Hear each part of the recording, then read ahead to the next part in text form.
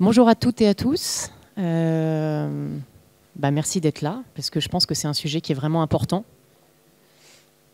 Moi, j'aimerais commencer par remercier l'IREMO, parce que l'IREMO est à l'heure actuelle, des rares espaces d'expression libre et indépendant, où on est en capacité d'émettre des propos scientifiques sans avoir peur de se faire censurer ou de s'auto-censurer. Donc merci à l'IREMO d'exister pour ça. J'aimerais qu'on commence ce débat en revenant au 7 octobre. 7 octobre 2023, le monde découvre avec effroi et sidération les images de l'opération Al-Quds Flood qui est lancée par le Hamas contre Israël. Donc la violence est inouïe, les actes commis sont d'une immense gravité. Et en France, le débat s'enflamme instantanément. Si vous vous rappelez, politiques, journalistes, observateurs, commentateurs s'invectivent dans les médias sur le terme le plus approprié à utiliser pour qualifier ces actes. Alors terrorisme, crime de guerre, crime contre l'humanité, génocide. Les camps se forment, les propos se polarisent très rapidement et le débat se politise instantanément. Accaparé par ces joutes sémantiques et ces surenchères verbales, le débat reste pris au piège de l'instant présent. L'analyse est empêchée, elle est figée dans l'immédiat de ce cliché instantané. On se borne à analyser la violence de l'événement comme une singularité isolée, dépourvue de contexte et privée d'histoire. Toute tentative des expertes et des experts de replacer les faits dans le temps long pour en appréhender la globalité et la complexité est alors inaudible. Elle est considérée presque comme de la complaisance face à la barbarie. En parallèle, la riposte d'Israël, qui s'avère être d'une violence inouïe elle aussi, au point que plusieurs instances de l'ONU alertent et enquêtent sur un possible génocide en cours. Cette violence, elle est justifiée par une majorité de commentateurs et de politiques dans les médias au nom du droit inconditionnel d'Israël à se défendre, quoi qu'il en coûte. Cette fois, il n'y a pas de bataille sémantique, il n'y a pas d'injonction à condamner. Et d'un acte de barbarie, la violence se transforme en nécessité sécuritaire. On retrouve la mémoire, on prend le temps de la contextualisation. Tout propos, encore une fois, de chercheurs ou chercheuses qui viendraient questionner ce passe-droit éthique et moral est de nouveau lui aussi inaudible, voire considéré comme, encore une fois, de la complaisance face à la barbarie. Les expertes et les experts, ils sont ainsi pris dans une sorte d'étau intellectuel où tout propos sortant du moule risque d'être réprimandé, voire interdit. C'est pourtant dans ce genre d'événement que le rôle du chercheur, en tant que producteur et diffuseur de savoir scientifique indépendant, est plus que jamais fondamental, pour guider, pour nourrir et pour apaiser le débat public. La recherche libre, qui est une garantie, il faut le rappeler, du bon fonctionnement démocratique d'une société, a pour objectif d'informer et d'éclairer des réalités au moyen d'outils d'analyse historique, géographique, anthropologique, sociologique, économique, juridique et politique. Ces outils, ils permettent aux chercheurs de produire des connaissances et des regards critiques et pluriels sur le monde. Cependant, non seulement les chercheurs et les chercheuses adoptant un discours critique et nuancé n'ont pas été écoutés depuis le 7 octobre, ou très peu, mais ils ont de plus été sommés de montrer patte blanche et de faire allégeance à la position officielle de l'État français sur la question. La petite phrase prononcée par Manuel Valls, je ne sais pas si vous vous en rappelez, « comprendre, c'est déjà excuser », c'est une phrase qui, selon moi, gangrène à l'heure actuelle le débat public français.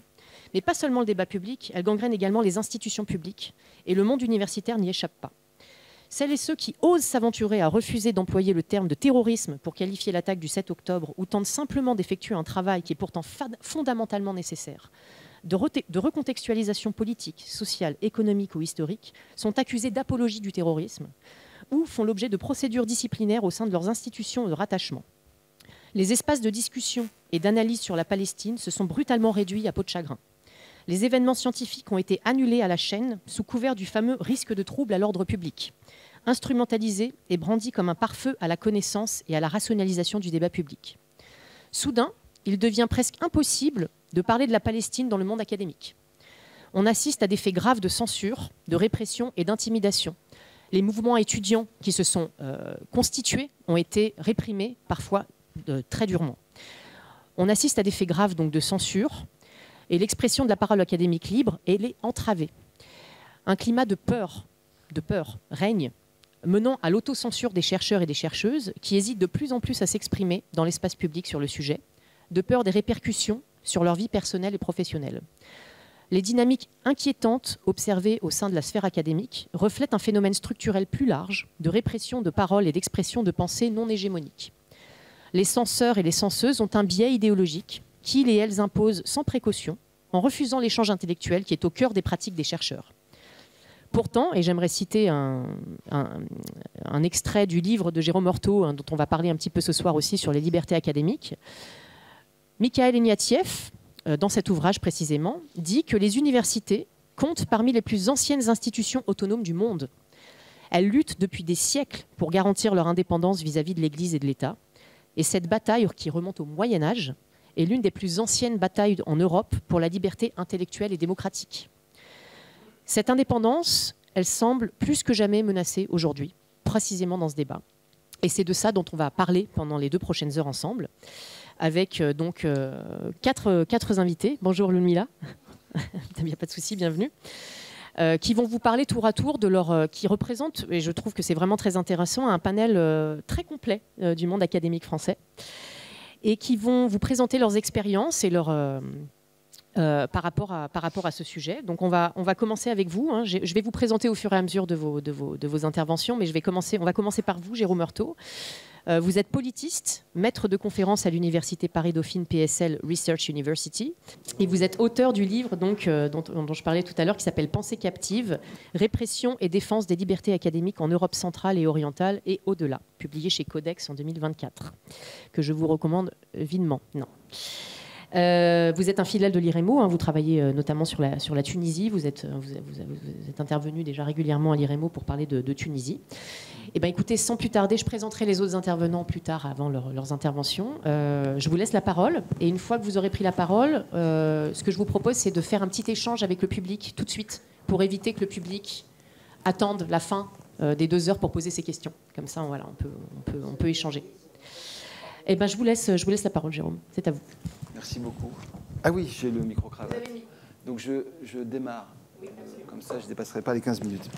Donc, merci beaucoup d'abord à l'IREMO de consacrer cette soirée à cette question très importante de la liberté académique. Effectivement, je suis pas l'auteur unique, le directeur d'ouvrage, de cet ouvrage qui s'appelle Pensée captive, et qui porte d'abord sur l'Europe centrale orientale, mais en fait couvre d'autres régions du monde. Ce qui est l'illustration en fait que ce dont on va parler ce soir, à savoir de la liberté académique en France, n'est pas propre évidemment à la France, et qu'on retrouve dans d'autres contextes, de d'autres endroits du monde, les mêmes problématiques. Alors mon propos s'inscrit dans la continuité de ce qui vient d'être dit. Je vais essayer de proposer une analyse avec un léger recul, pas un recul suffisant, mais tout de même un certain recul, de ce que ce conflit qui a été cité, dans ce contexte particulier de la France, fait à la liberté scientifique ou la liberté académique. Et ma question, elle peut se résumer ainsi. Est-ce que ce que l'on vit depuis le 7 octobre n'est qu'une nouvelle crise passagère dans le champ des rapports entre savoir et pouvoir, ou est-ce un tournant, voire une rupture du point de vue de la liberté académique et intellectuelle? Et une autre manière d'interroger le problème, c'est de se demander si les atteintes à la liberté académique et intellectuelle s'expliquent par les spécificités du conflit israélo-palestinien en France, par les résonances de ce conflit en France, ou par des évolutions plus générales qui ne seraient d'ailleurs pas propres à la France. Alors pour répondre à cette question qui est un peu difficile, et je ne suis pas sûr de pouvoir répondre aujourd'hui, parce qu'encore une fois, on manque encore de recul, je vais rappeler un peu ce qu'on entend par liberté académique, constater très très rapidement, parce que ça a déjà été fait tout à l'heure, quelles sont les principales entraves aux libertés académiques en France depuis octobre dernier, et surtout proposer une explication de ces entraves, et puis si j'ai le temps, je terminerai par comment déjouer ces atteintes à la liberté scientifique. Alors d'abord, qu'est-ce que c'est que la liberté académique? En France, on a coutume de distinguer liberté académique de liberté d'expression. La liberté académique, c'est une liberté professionnelle. Ce sont les chercheurs, les universitaires qui en ont en quelque sorte le monopole. C'est la liberté de chercher, d'enseigner, de diffuser ses résultats, les résultats de ses travaux, sans aucune entrave, c'est-à-dire en toute indépendance, de la part de tout type de pouvoir, qu'il soit politique, économique, religieux, et bureaucratique, puisque la bureaucratie universitaire peut elle aussi être une entrave à la liberté académique. C'est donc une liberté professionnelle, une sorte de privilège, qui, il faut bien sûr préciser ce point, évolue dans son contenu dans le temps et dans l'espace. L'un des intérêts de l'ouvrage, je crois, c'est justement de montrer qu'on ne problématise pas, on ne qualifie pas d'atteinte à la liberté académique les mêmes choses en fonction des contextes.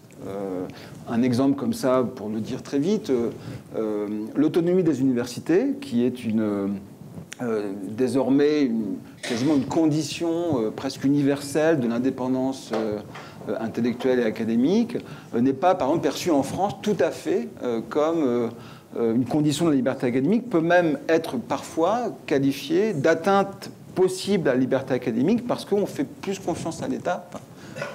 On verra justement que dans le contexte présent, c'est peut-être plus tout à fait le cas, mais on fait traditionnellement plus souvent confiance à l'État comme un garant de nos libertés plutôt qu'à des universités, en fait, qu'à des petits pouvoirs ou des pouvoirs locaux. Bon. Alors maintenant, quelles sont les principales menaces ou entraves à la liberté académique en France dans le contexte de la guerre à Gaza? Alors, certaines ont été citées, je dirais que certaines sont directes. Mesures disciplinaires à l'encontre d'enseignants-chercheurs, pour des motifs qui restent d'ailleurs souvent à étudier, certains pour apologie de terrorisme.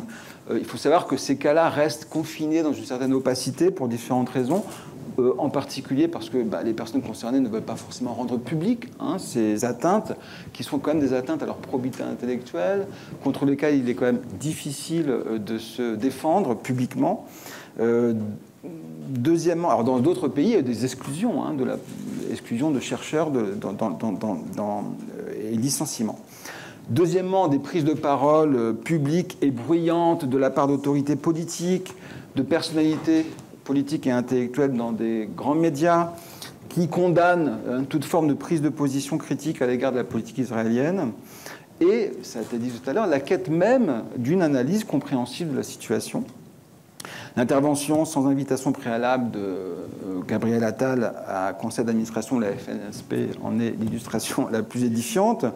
Et d'une manière générale, la multiplication des injures à l'endroit des chercheurs, présentés souvent comme islamo-gauchistes, relativistes, wokistes et parfois même antisémites, forme un cadrage en fait assez disqualifiant, qui est particulièrement lourd à accepter. Donc ça, ce sont vraiment des attaques, disons, directes. On pourrait ajouter à ça toutes les pressions sur les réseaux sociaux, des intrusions sur les pages numériques, etc. Il y a bien sûr aussi, comme attaque directe, les interdictions, des formes de censure explicite, de conférences ou de manifestations scientifiques sur la Palestine, la plupart du temps pour menaces... pour ce même motif de risque de trouble à l'ordre public. Et on voit à quel point le droit peut être un instrument de censure, ce qui rappelle d'ailleurs les procédures bâillons menées par certaines entreprises qui portent plainte contre des chercheurs qui veulent travailler sur tel ou tel dépassement. Ils savent bien que pour des chercheurs, en fait, c'est très très difficile de faire face à ces procédures souvent coûteuses et puis psychologiquement aussi extrêmement harassantes. Et puis il y a surtout des pressions très indirectes. Je dirais que un positionnement critique d'un chercheur ou d'une chercheuse, surtout lorsque ce chercheur ou cette jeune chercheuse ne sont pas statutaires, n'ont pas de poste à l'université, peut avoir des effets sur leur carrière, en termes de, par exemple, non-renouvellement d'un contrat d'ATER ou d'absence d'attribution de bourse, sans forcément, bien sûr, que la raison exacte soit publiquement reconnue. C'est tout le problème, justement, de ces pressions ou de ces effets très indirects, très insidieux. Il est évidemment trop tôt pour en évaluer les effets, on ne sait pas ce qu'il en sera, mais il n'est pas impossible que ces choses-là existent. Deuxièmement, bien sûr, ça a été dit, toutes les formes d'autocensure, dont les effets sont extrêmement puissants. Autocensure des chercheurs spécialistes de la région qui redoutent d'être sanctionnés, même indirectement. Autocensure des enseignants-chercheurs, en tant qu'enseignants, qui ne se risquent pas en cours à parler d'un sujet aussi polémique, par peur d'être débordés par leurs étudiants, par exemple, voire d'être dénoncés. Autocensure entre collègues, qui renoncent par exemple à proposer une motion de soutien dans le cadre de leur labo, afin de préserver l'unité du labo et de ne pas réveiller des tensions dormantes. Climat pesant de tension dans les universités, y compris dans les services administratifs des universités. Tout se passe comme si l'université perdait en quelque sorte, dans ce type de contexte, son autonomie et puis surtout son caractère de lieu un peu de refuge et puis surtout de totale liberté d'échange de points de vue sur des questions comme celle-là. Alors comment expliquer ces atteintes multiples, hein, on le voit, aux libertés académiques dans le contexte français? Je vérifie quand même le temps qui passe parce que je sais que ça c'est très important. Voilà. Alors je pense qu'il faut absolument essayer de proposer des explications, donc sortir uniquement d'un discours d'indignation, puis essayer de proposer des hypothèses. Ce ne sont que des hypothèses et en tout cas il faut être, à mon avis, il ne faut pas être monofactoriel. Je dirais qu'on doit articuler à la fois la spécificité du conflit israélo-palestinien, ou plutôt la spécificité de ses résonances dans le contexte français, avec des tendances de fond qui travaillent, disons, l'univers intellectuel, l'univers académique, dans une conjoncture politique particulière. Donc, 3 points, à mon avis, qui s'articulent pour donner, en quelque sorte, ce combinatoire, l'état un peu de la liberté académique actuellement. Alors d'abord, les propriétés du conflit israélo-palestinien et ses résonances. Je parle de résonance et non pas d'importation. Parce qu'à mon avis, ce n'est pas une importation. Parce que laisser penser que le conflit est importé en France laisse penser que ce problème ne nous concerne pas du tout, que donc, par exemple, le droit international n'est pas une question internationale. Et que ceux qui portent un intérêt à la Palestine, qu'on va désigner et disqualifier comme des importateurs, sont des chevaux de Troie d'idéologie haineuse venus d'ailleurs, qu'il faudrait mettre un index. À mon avis, il faut parler non pas d'importation, mais d'imprégnation de la France, en France, par ce conflit, pour des raisons multiples, historiques et politiques, l'histoire coloniale de la France, qui a, il faut quand même le rappeler, eu une histoire coloniale dans la région, histoire aussi de la collaboration avec les nazis dans la Shoah, et puis des raisons sociologiques évidentes, la diaspora juive française est la deuxième au monde, et la France connaît aussi une forte minorité arabo-musulmane. Et tout ça nourrit des logiques à la fois d'intérêt, d'attention pour le conflit et d'identification. Et il me semble que les résonances actuelles du conflit me semblent renforcer davantage les narratifs qui soutiennent la stratégie militaire israélienne, et donc des formes d'impunité, que ceux, quels qu'ils soient, qui affichent un soutien aux Palestiniens ou qui cherchent à travailler, à comprendre, à analyser ce qui se passe dans la région. Alors, quand je parle de soutien aux Palestiniens, c'est toute forme confondue, hein. Ça peut aller de l'expression d'une compassion pour les souffrances des Palestiniens, d'une solidarité humaine, d'une indignation morale, du rappel au droit international, jusqu'au soutien à la résistance palestinienne, voire à la formulation d'une critique décoloniale. Il me semble que les résonances actuelles encouragent davantage les premières que les secondes, pour différentes raisons, et je crois que c'est lié à 3 puissants registres d'identification qui sont très agissants, qui sont très, à mon avis, très, très efficaces. Le registre antiterroriste, bien sûr, tu l'as dit tout à l'heure, les massacres du 7 octobre perpétrés par le Hamas et ses alliés ont été associés par beaucoup aux massacres terroristes perpétrés en France par des djihadistes islamistes, et ont servi à justifier des narratifs qui affirment la nécessité de l'annihilation du Hamas et qui gomment au passage toute revendication légitime du peuple palestinien, associée par beaucoup, et on l'a vu dans les médias, y compris dans les médias publics, à un peuple de terroristes. Et donc on a entendu ces discours, ces récits, ces analyses, sans être finalement découragés par les journalistes. Donc il y a cette idée que, pour reprendre les termes du droit international, en termes de jus in bello, que la loi du talion associée à la loi du plus fort est une politique légitime dans ce contexte. Deuxième registre, le registre pacifique, puisque dans un parallèle assez discutable avec l'Ukraine, Israël est présenté par donc beaucoup uniquement comme un pays agressé en situation de légitime défense. Donc là, on est dans le jus ad bellum, en quelque sorte, puisqu'on soutient d'une certaine manière une guerre qui est considérée comme une guerre juste, qualifiée de riposte, dans un seul objectif de paix. Donc il y a cette légitimation aussi de la guerre qui est censée aboutir enfin à une pacification. Et puis, troisième registre, là encore très puissant, le registre démocratique. Un seul Israël, même ingouvernable, même dirigé par une coalition d'extrême droite, est digne d'être pleinement soutenu parce que c'est une démocratie. Et l'échec des printemps arabes vient d'une certaine façon donner du poids à ce narratif. Donc je dirais qu'il y a ces trois narratifs qui permettent d'opérer des formes d'identification.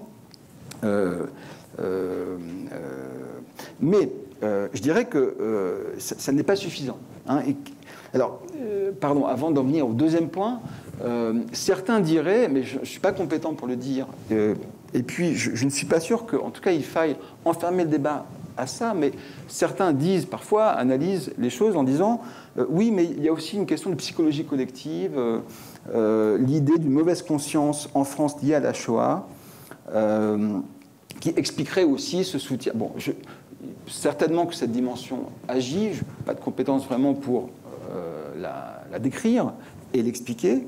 Il me semble qu'elle n'est pas nécessairement déterminante pour expliquer ce que je suis en train d'expliquer. Le deuxième point très important, c'est des tendances de fond, une offensive conservatrice sur le plan intellectuel et politique, qu'on résume souvent sous l'expression de l'eupénisation des esprits ou de droitisation de la société française, qui disqualifie progressivement certaines valeurs qui étaient jusque-là plutôt soutenues, qu'on croyait presque éternelles, l'égalité entre les peuples, l'universalité des droits humains, le rejet de la torture, la peine de mort, de la loi du talion, une lecture en termes de choc des civilisations qui justifie l'emploi de la torture, par exemple, qui justifie par exemple des massacres tels qu'ils sont aujourd'hui perpétrés à Gaza, est venu recouvrir un petit peu ce discours du droit international, etc. C'est associé à toute une série de discours, à mon avis, sur le rejet d'immigration, surtout lorsqu'elle concerne les populations noires et arabo-musulmanes, et puis progressivement également une valorisation de l'anti-intellectualisme, de la désinformation. On a cité Manuel Valls. Je pourrais citer ici Éric Fassin qui dit au fond que s'est développée une critique de la pensée critique qui fait passer la pensée des dominés, approche en termes de genre, approche décoloniale, pour une nouvelle pensée dominante, comme une idéologie, comme une menace.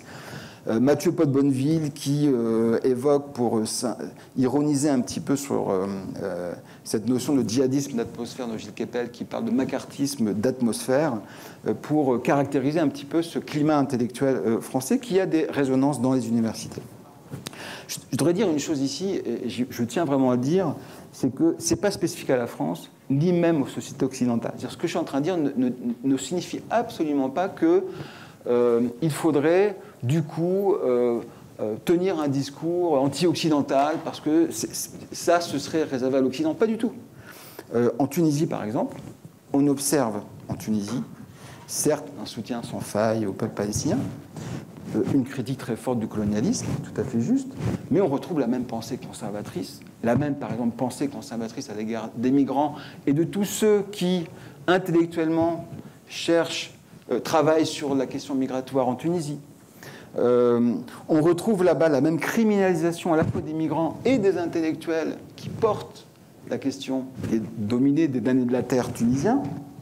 On retrouve les mêmes critiques des droits humains et du droit international à travers une critique de l'ingérence, par exemple, des ONG internationales.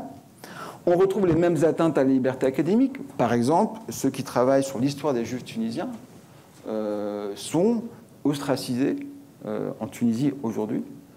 Donc j'insiste là-dessus pour ne pas laisser penser que mon propos est un propos un peu campiste qui dirait, voilà, l'Occident, de ce point de vue-là, est complètement sur la mauvaise pente, alors que le Sud global est une terre de liberté. Pas du tout, c'est pas du tout l'intention qui est la mienne.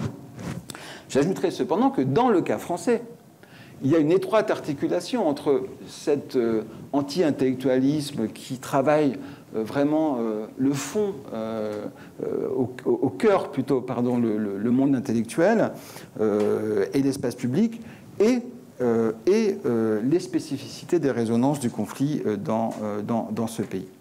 Et puis il y a un contexte politique singulier qui sans doute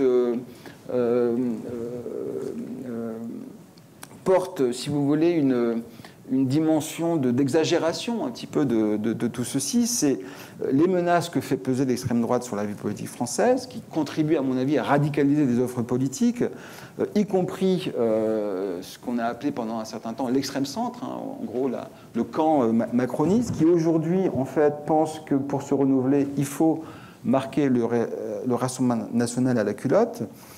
C'est lié aussi aux inquiétudes liées à la prochaine élection présidentielle qui contribue largement à polariser la politique française, ça a été montré par les politistes de longue date. Tout ceci ne forme pas un climat favorable à des échanges intellectuels sereins. Donc pour le dire autrement, il me semble que la période que nous vivons n'est pas un moment inaugural, mais ce n'est pas non plus simplement une simple crise ou une crise de plus. C'est peut-être un tournant, au sens où des motifs qui étaient déjà là ou en gestation sont désormais aujourd'hui bien reconnaissables. Les chercheurs sont de plus en plus fréquemment, de plus en plus systématiquement, de plus en plus normalement et naturellement stigmatisés, disqualifiés, comme complices des pires maux de la société, que ce soit le wokisme, l'immigrationnisme, l'islamisme, le terrorisme ou l'antisémitisme. Et la guerre à Gaza, me semble-t-il, fonctionne comme un catalyseur ou comme un analyseur de ces processus qui risquent de continuer même lorsque le conflit à Gaza baissera d'intensité. Alors pour conclure, si je peux prendre 2 minutes pour conclure, comment déjouer ces différentes atteintes aux libertés académiques? Il existe plusieurs leviers, heureusement. L'exercice de la solidarité et de l'action collective. Je propose, alors, à l'égard de tous les collègues mis en cause, mais aussi à l'égard de nos collègues palestiniens qui payent un très très lourd tribut à cette guerre, je propose que toutes les universités qui en ont les moyens, aussi tôt que possible, et si les conditions politiques le permettent, mènent une action particulière en direction des universités et universitaires palestiniens au plus tôt. Il faut continuer de se battre pour la liberté académique, promouvoir la pensée critique et également réfléchir collectivement à des articulations vertueuses entre un engagement éthique, un positionnement normatif et une recherche qui doit tout de même respecter une certaine forme qui est sur le droit, la loi bien évidemment, mais aussi de la déontologie.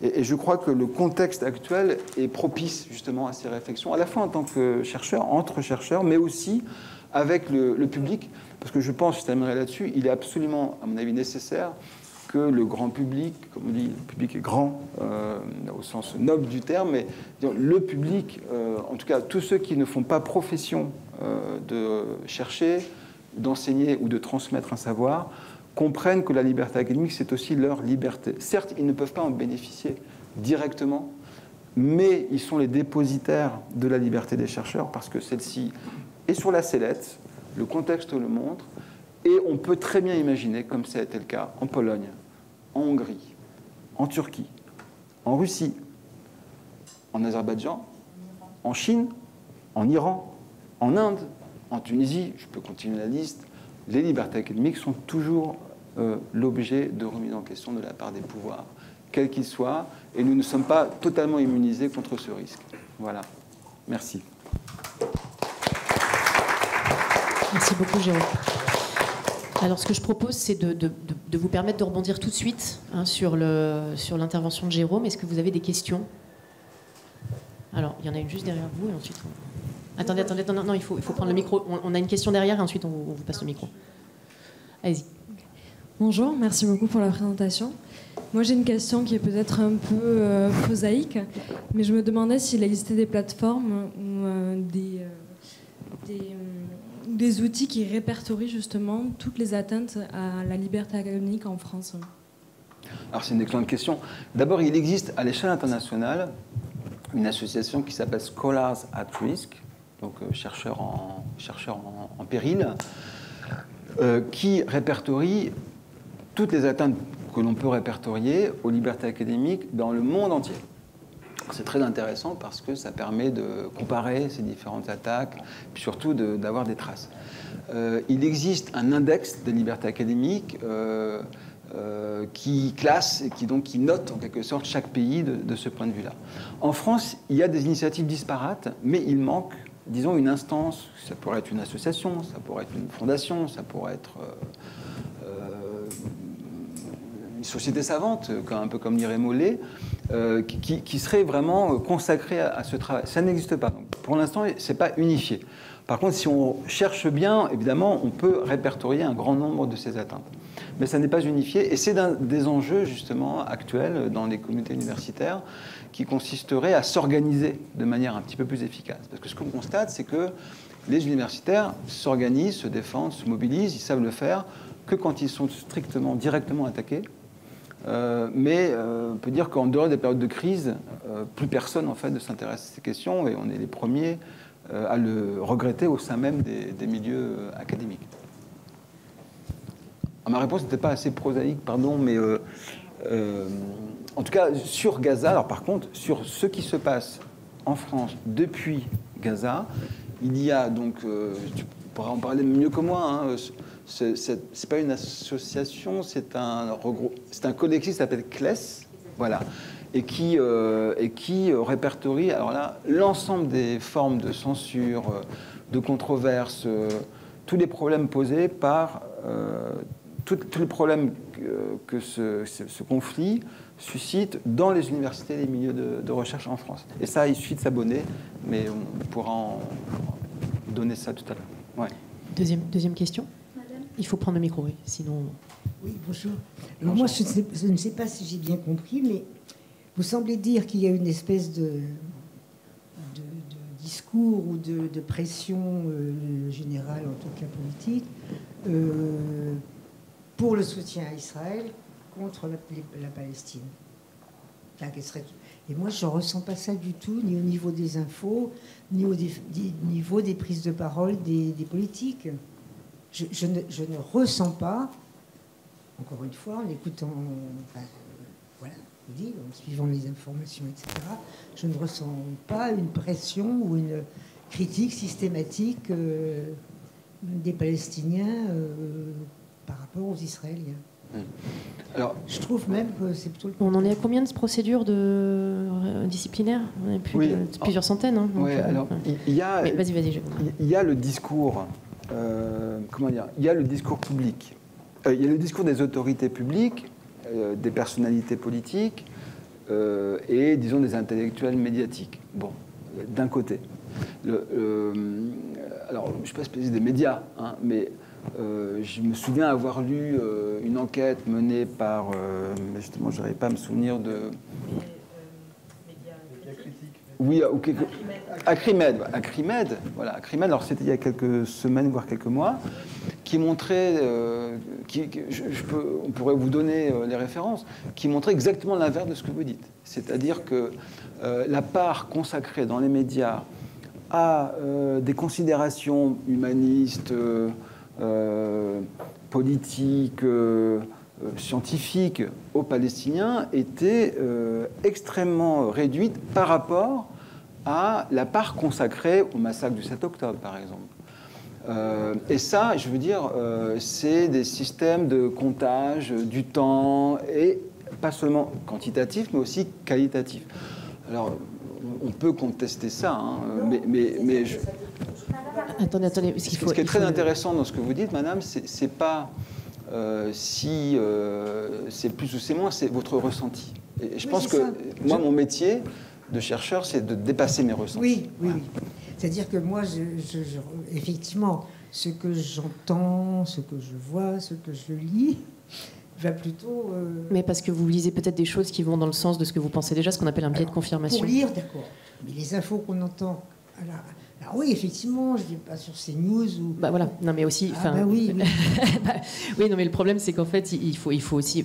L'analyse qu'on essaie de faire, c'est d'avoir une analyse vraiment large. Bien en fait, sûr, donc, bien sûr. Mais même sur des chaînes plus généralistes, je ne sais pas moi, France Culture, France Inter... Oui. Mais... Alors, je vais faire mon rôle de... Il faut écouter plus de médias. Alors, si vous allez sur CNews, peut-être qu'effectivement, vous vous rendrez compte qu'on a... Alors, en tout cas, je vais faire ma méchante maîtresse de gardienne du temps.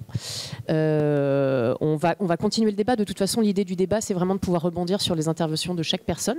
Donc, on y reviendra et à la fin, on aura une conclusion générale avec vous. Donc, on pourra revenir sur ce sujet parce que je pense que c'est extrêmement intéressant aussi. Je vais donner la parole à Ludmila Lévesque, qui va nous... Donc, Ludmila, vous êtes étudiante en master de sociologie à Sciences Po Paris. Et je vais vous donner le micro pour pouvoir parler. Et vous avez donc des choses à nous dire, un témoignage à apporter sur le sujet des libertés économiques. Ah bah voilà, parfait, vous avez un micro. C'est à vous pour 15 minutes maximum, on vous écoute. Bonsoir, je m'appelle Ludmila Lévesque et je fais partie du comité Palestine de Sciences Po. J'aimerais d'abord commencer par vous donner un petit aperçu des succès du mouvement international étudiant en solidarité avec la Palestine. Aux États-Unis, Evergreen State College, l'alma mater de Rachel Corrie, a accepté de désinvestir de toute action liée à l'Israël.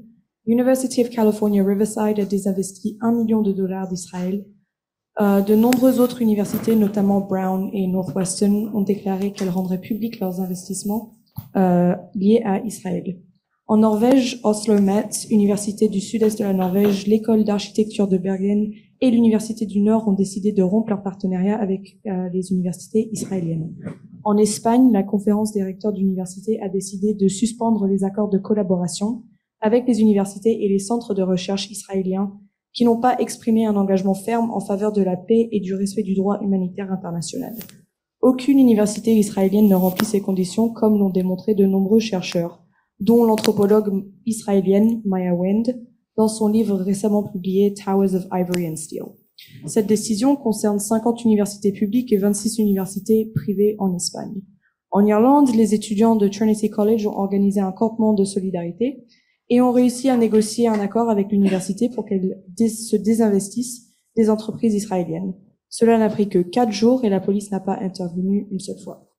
Aux Pays-Bas, le Royal Academy of Arts a accepté de rompre ses liens avec l'institution israélienne Bezalel Academy of Arts and Design après des mois de mobilisation étudiante.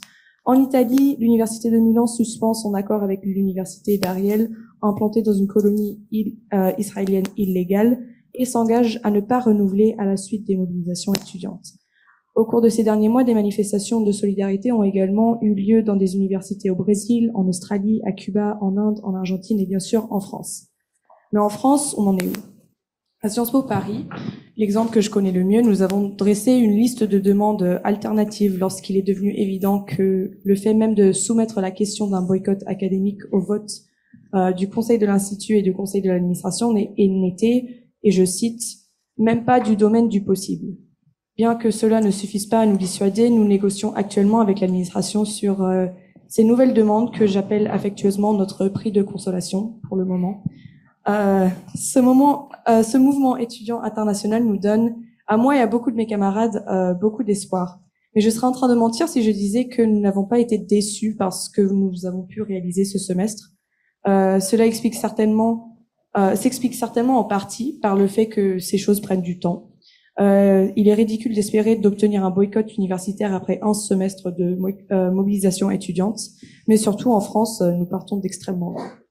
Et c'est plutôt de ça que je voulais vous parler aujourd'hui. Quand bien même que le gouvernement français a appelé un cessez-le-feu immédiat récemment, la France a également soutenu la demande de mandat d'arrêt émis par le procureur de la Cour pénale internationale, quand bien même que le cadrage du mouvement contemporain de solidarité avec la Palestine est bien loin des discours révolutionnaires, socialistes, anti-impérialistes et décoloniaux comme ça l'était dans les années 70. Quand bien même que nous nous axons plutôt sur le respect du droit international de manière quasi universelle, le mouvement d'étudiants de solidarité avec la Palestine en France fait face à une répression discursive considérable. Cette répression discursive fait écho au mouvement de solidarité avec la Palestine de manière plus générale, et il est important de comprendre d'où elle vient. Pourquoi sommes-nous accusés de recevoir des financements des frères musulmans dans la presse sans le moindre hésitation? Pourquoi nous demande-t-on de désavouer le soutien du régime iranien quand nous sommes invités sur les plateaux télé, alors que nous expliquons que nous ne pouvons tout simplement pas rester sans rien faire face à un génocide? Pourquoi ne remettons même pas en question le fait que les commentateurs, des politiciens et des experts se sentent beaucoup trop à l'aise pour traiter des étudiants entre l'âge de 18 et 23 ans d'agents cagoulés du Hamas? Là, je vous donne des exemples qui viennent de francs-tireurs, Jean Messia et certains de nos professeurs les plus réactionnaires à Sciences Po, parmi d'autres, mais nous ne devons pas compter sur les médias et les personnalités de droite pour être les seuls à nous interroger systématiquement sur nos sympathies supposées pour des mouvements de résistance armée. Même des journalistes de Le Monde font la même chose en s'excusant par la suite, mais que ça fait partie du travail de journaliste de nous poser la question. En effet, tout le monde se préoccupe de notre cadrage comme si un cas plausible de génocide jugé par la Cour internationale de justice n'était pas assez pour justifier notre indignation morale et le mouvement social qu'elle alimente. comme s'il suffisait de regarder de plus près pour découvrir une sorte de vérité sinistre qui sous-tendrait ce mouvement. La polémique des mains rouges brandie par certains de mes camarades le jour de notre occupation de Saint-Guillaume, il y a quelques semaines, sert de bon exemple. Ça a pris peut-être 2-3 jours après l'occupation pour que ce symbole, en tant qu'hommage au lynchage de Ramallah, fasse la une dans les médias. Je me souviens que ça a pris un peu de temps car au début, c'était quelques tweets par-ci par-là qui mentionnaient que c'était un symbole antisémite, ces mains rouges que nous avons brandis lors de notre occupation de la rue Saint-Guillaume. Et moi, j'étais contre répondre à cette polémique parce que je me dis c'est quelques gens qui en parlent et si on répond, bah ça rend la chose une véritable polémique. Mais en fait, 2 jours après, c'est quand même passé dans les médias. Et quand même, j'étais encore, on va dire, opposée au fait d'écrire un communiqué ou de désavouer ce symbole, parce que bien sûr, les mains rouges, c'est un symbole de complicité dans des mouvements sociaux à travers le monde entier, et de nous associer à une image, un lynchage antisémite qui a eu lieu en 2004. Et je vous le rappelle, on a entre 18 et 23 ans, alors on était très jeunes quand c'est arrivé. Ça me paraissait ridicule, mais en fait, on n'a pas vraiment eu le choix parce que je ne sais pas si vous vous souvenez, le town hall qui a eu lieu avec le directeur de Sciences Po, enfin directeur intérimaire de Sciences Po. Une des conditions pour que le comité Palestine puisse assister à ce town hall, qui était le résultat de notre mobilisation, c'est d'écrire un communiqué en disant que, en brandissant les mains rouges, il n'y avait pas de sous-entendu antisémite, c'était pas notre intention et c'était juste pour montrer que notre gouvernement et Sciences Po étaient complices dans ce génocide. Mais ce ne sont pas que des mots, ils contribuent à la normalisation et sont suivis d'une répression étatique et institutionnelle qui est quand même considérable. Cette normalisation contribue également à la dépolitisation de cette répression visant les étudiants activistes. J'ai une petite anecdote pour vous.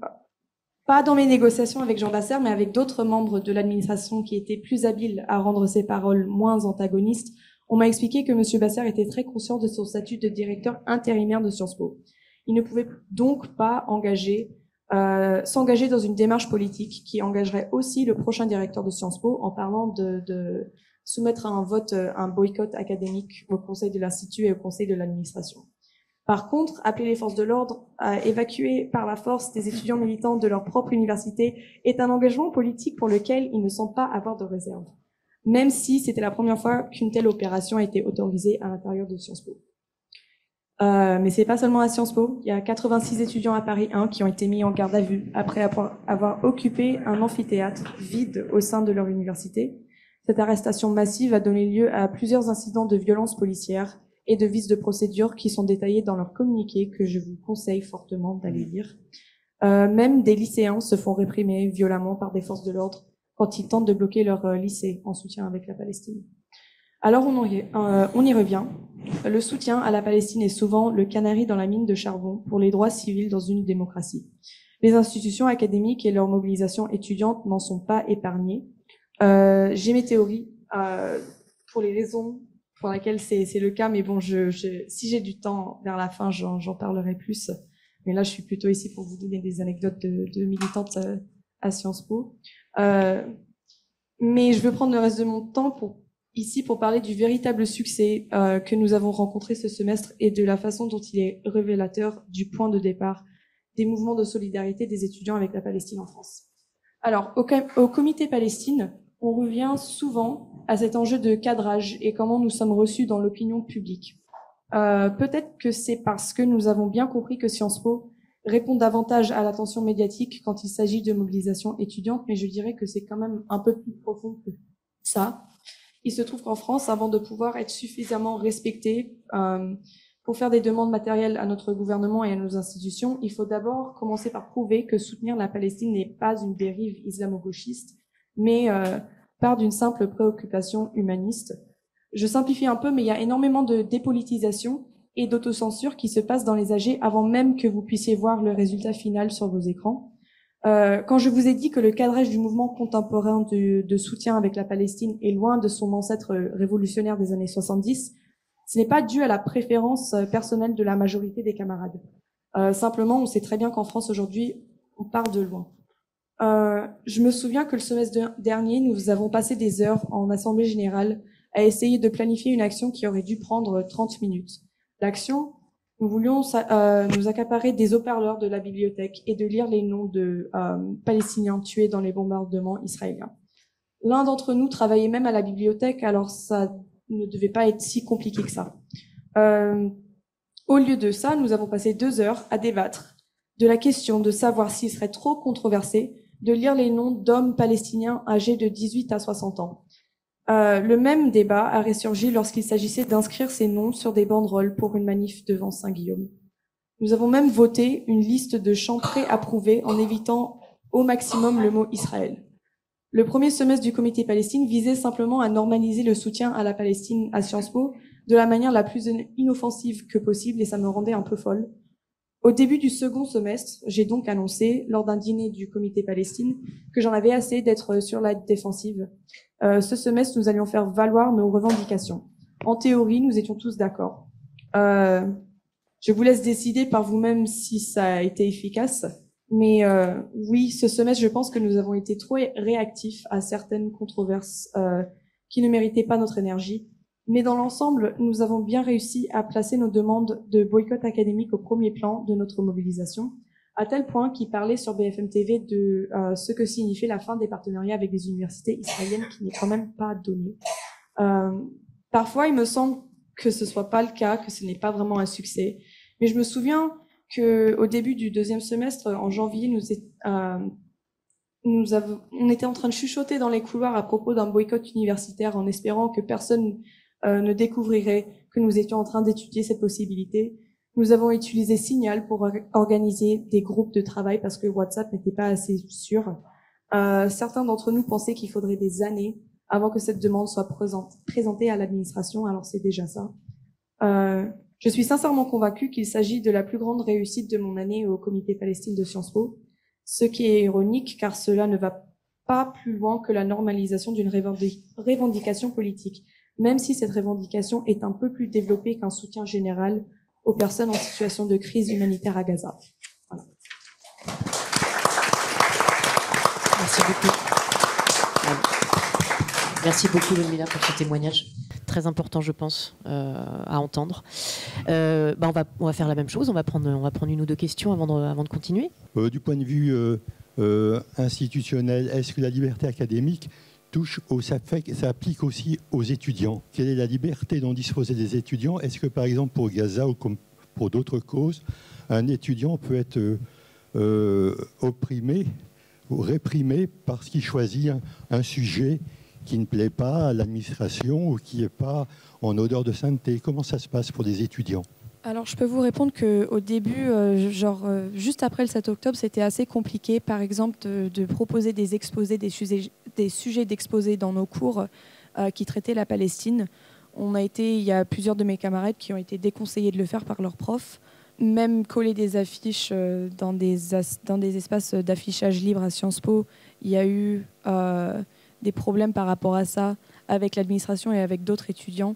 Je pense qu'à Sciences Po, on ne va pas être pénalisé par rapport aux notes si on décide de parler de la Palestine dans nos travaux, dans nos exposés.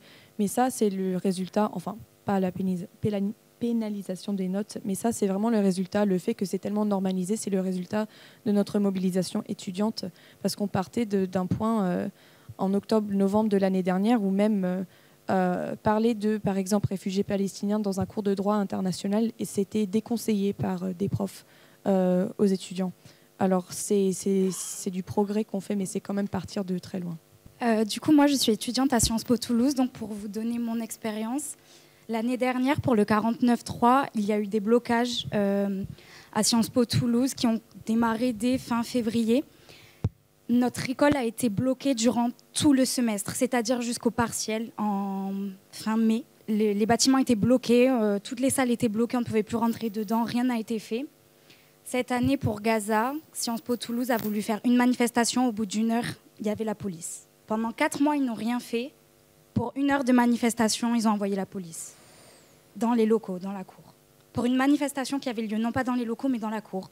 où les gens étaient juste assis. Jérôme, tu veux rebondir? Et autre témoignage, après le 7 octobre, j'ai demandé, je suis en master de relations internationales, gestion de crise, j'ai demandé à ce qu'on organise une conférence autour de la Palestine pour parler de l'histoire, parce que clairement pour les gens de mon master, ça va être un sujet qui sera incontournable, que ce soit pour les crises humanitaires, politiques et dans les relations internationales. On nous a dit que cette conférence, ou que même créer un séminaire autour de cette question était impossible pour une nécessaire neutralité de la part de l'école. Voilà, Sciences Po Toulouse. Merci Léa. Jérôme, tu voulais rebondir? Parce que c'est vrai que les médias ont tendance quand même à centrer toute leur attention, et les hommes politiques, les femmes politiques, sur Sciences Po. Bon, pour des raisons qu'on connaît, laboratoire, espace de renouvellement des élites, reproduction des élites, etc. Mais en fait, c'est un mouvement qui est national, international, mais aussi national, et qui... et c'est d'autant plus important de le dire que c'est, je pense, encore plus difficile dans des universités éloignées de Paris, par exemple, de faire face à ces différentes formes de censure. Je crois que la question est portée plus sur un plan un peu juridique. Est-ce que ça relève de la liberté académique? La réponse n'est pas évidente. Alors, il y a une tolérance. Yves Rekland, qui a présidé une université, pourra certainement confirmer. Il y a une tolérance ancienne pour la liberté d'expression des étudiants, qui est quand même relativement importante. Il y a des choses que des étudiants peuvent exprimer. Je ne crois pas que des enseignants-chercheurs pourraient exprimer les mêmes choses sans être inquiétés. Donc ça ne relève pas directement de la liberté académique non plus, dans le sens où c'est une liberté académique qui est précisément une liberté professionnelle. Les étudiants ne sont pas des professionnels de la recherche ou de l'enseignement. Cela étant, il y a évidemment là, en quelque sorte, convergence des luttes entre la nécessité de défendre la liberté académique et la nécessité de défendre et de promouvoir la liberté d'expression des étudiants dans leur propre université, qui plus est. Les universités sont quand même des espaces, certes, où on fait de la recherche, on enseigne, c'est quand même d'abord un lieu pour étudiants. J'étais aujourd'hui dans mon université à Dauphine. Bon, quand les étudiants ne sont pas là parce qu'ils sont dans des centres d'examen, c'est quand même un petit peu triste, on se voit un peu entre collègues, mais l'université, c'est quand même d'abord un espace pour les étudiants. Ils ont quand même le droit de s'exprimer au sein de ces espaces, et même dire des choses qui pourraient être comme ça, jugées radicales, extrêmes, etc. Par contre, ils sont soumis à toutes les limites de la liberté d'expression en France. La loi encadre cette liberté d'expression, donc propos négationnistes, propos antisémites, propos racistes, sexistes, etc., évidemment, ne sont pas permis et tolérables de la part des étudiants, pas plus que n'importe qui. Oui, mais enfin, faire rentrer la police dans l'université de la part d'un président d'université est un acte très grave. Et le faire a priori contre des étudiants qui n'ont encore rien fait, ça ne peut résulter que d'une pression du ministère. C'est vraiment un acte extrêmement grave. Je ne l'ai jamais fait en 5 ans. Et pourtant, j'ai eu des problèmes. Il y a une question très importante en ligne, je pense, parce que je pense que tout le monde n'est pas au clair avec cette question de boycott académique. Alors la question c'est, bonjour, quels sont les principes qui justifient le boycott des universités israéliennes? Est-ce que l'effort entre universités ne doit pas être mis sur créer des ponts et non pas couper la collaboration? Ludmila, je vous laisse répondre, je vous donne mon micro. Je vais marcher sur mon téléphone. Alors j'entends très bien l'argument que les liens académiques sont vraiment les derniers à couper dans des crises diplomatiques entre des États-nations. Ça, je peux l'entendre. Mais en fait, de mon point de vue, et la raison pour laquelle moi je soutiens un boycott académique entre les institutions israéliennes et les institutions françaises, c'est parce qu'on est vraiment à ce point. C'est vraiment si grave. Et en fait, c'est pas que c'est des universités qui ont le malheur de se retrouver à l'intérieur d'Israël. C'est des universités qui sont aussi complices. Elles sont complices parce que, par exemple, l'université de Tel Aviv, elle a des dons qu'elle donne aux étudiants qui sont réservistes, et elle donne encore plus d'argent à des étudiants qui sont engagés dans le combat armé à Gaza. Il y a l'université hébraïque de Jérusalem qui a des dortoirs et des campus en Cisjordanie occupée, qui était une violation du droit international. Il y a aussi des doctrines militaires qui sont conçues dans des universités israéliennes qui sont responsables de la mort de civils palestiniens depuis au moins 2006. C'est la doctrine Daria qui a été conçue à l'université de Tel Aviv.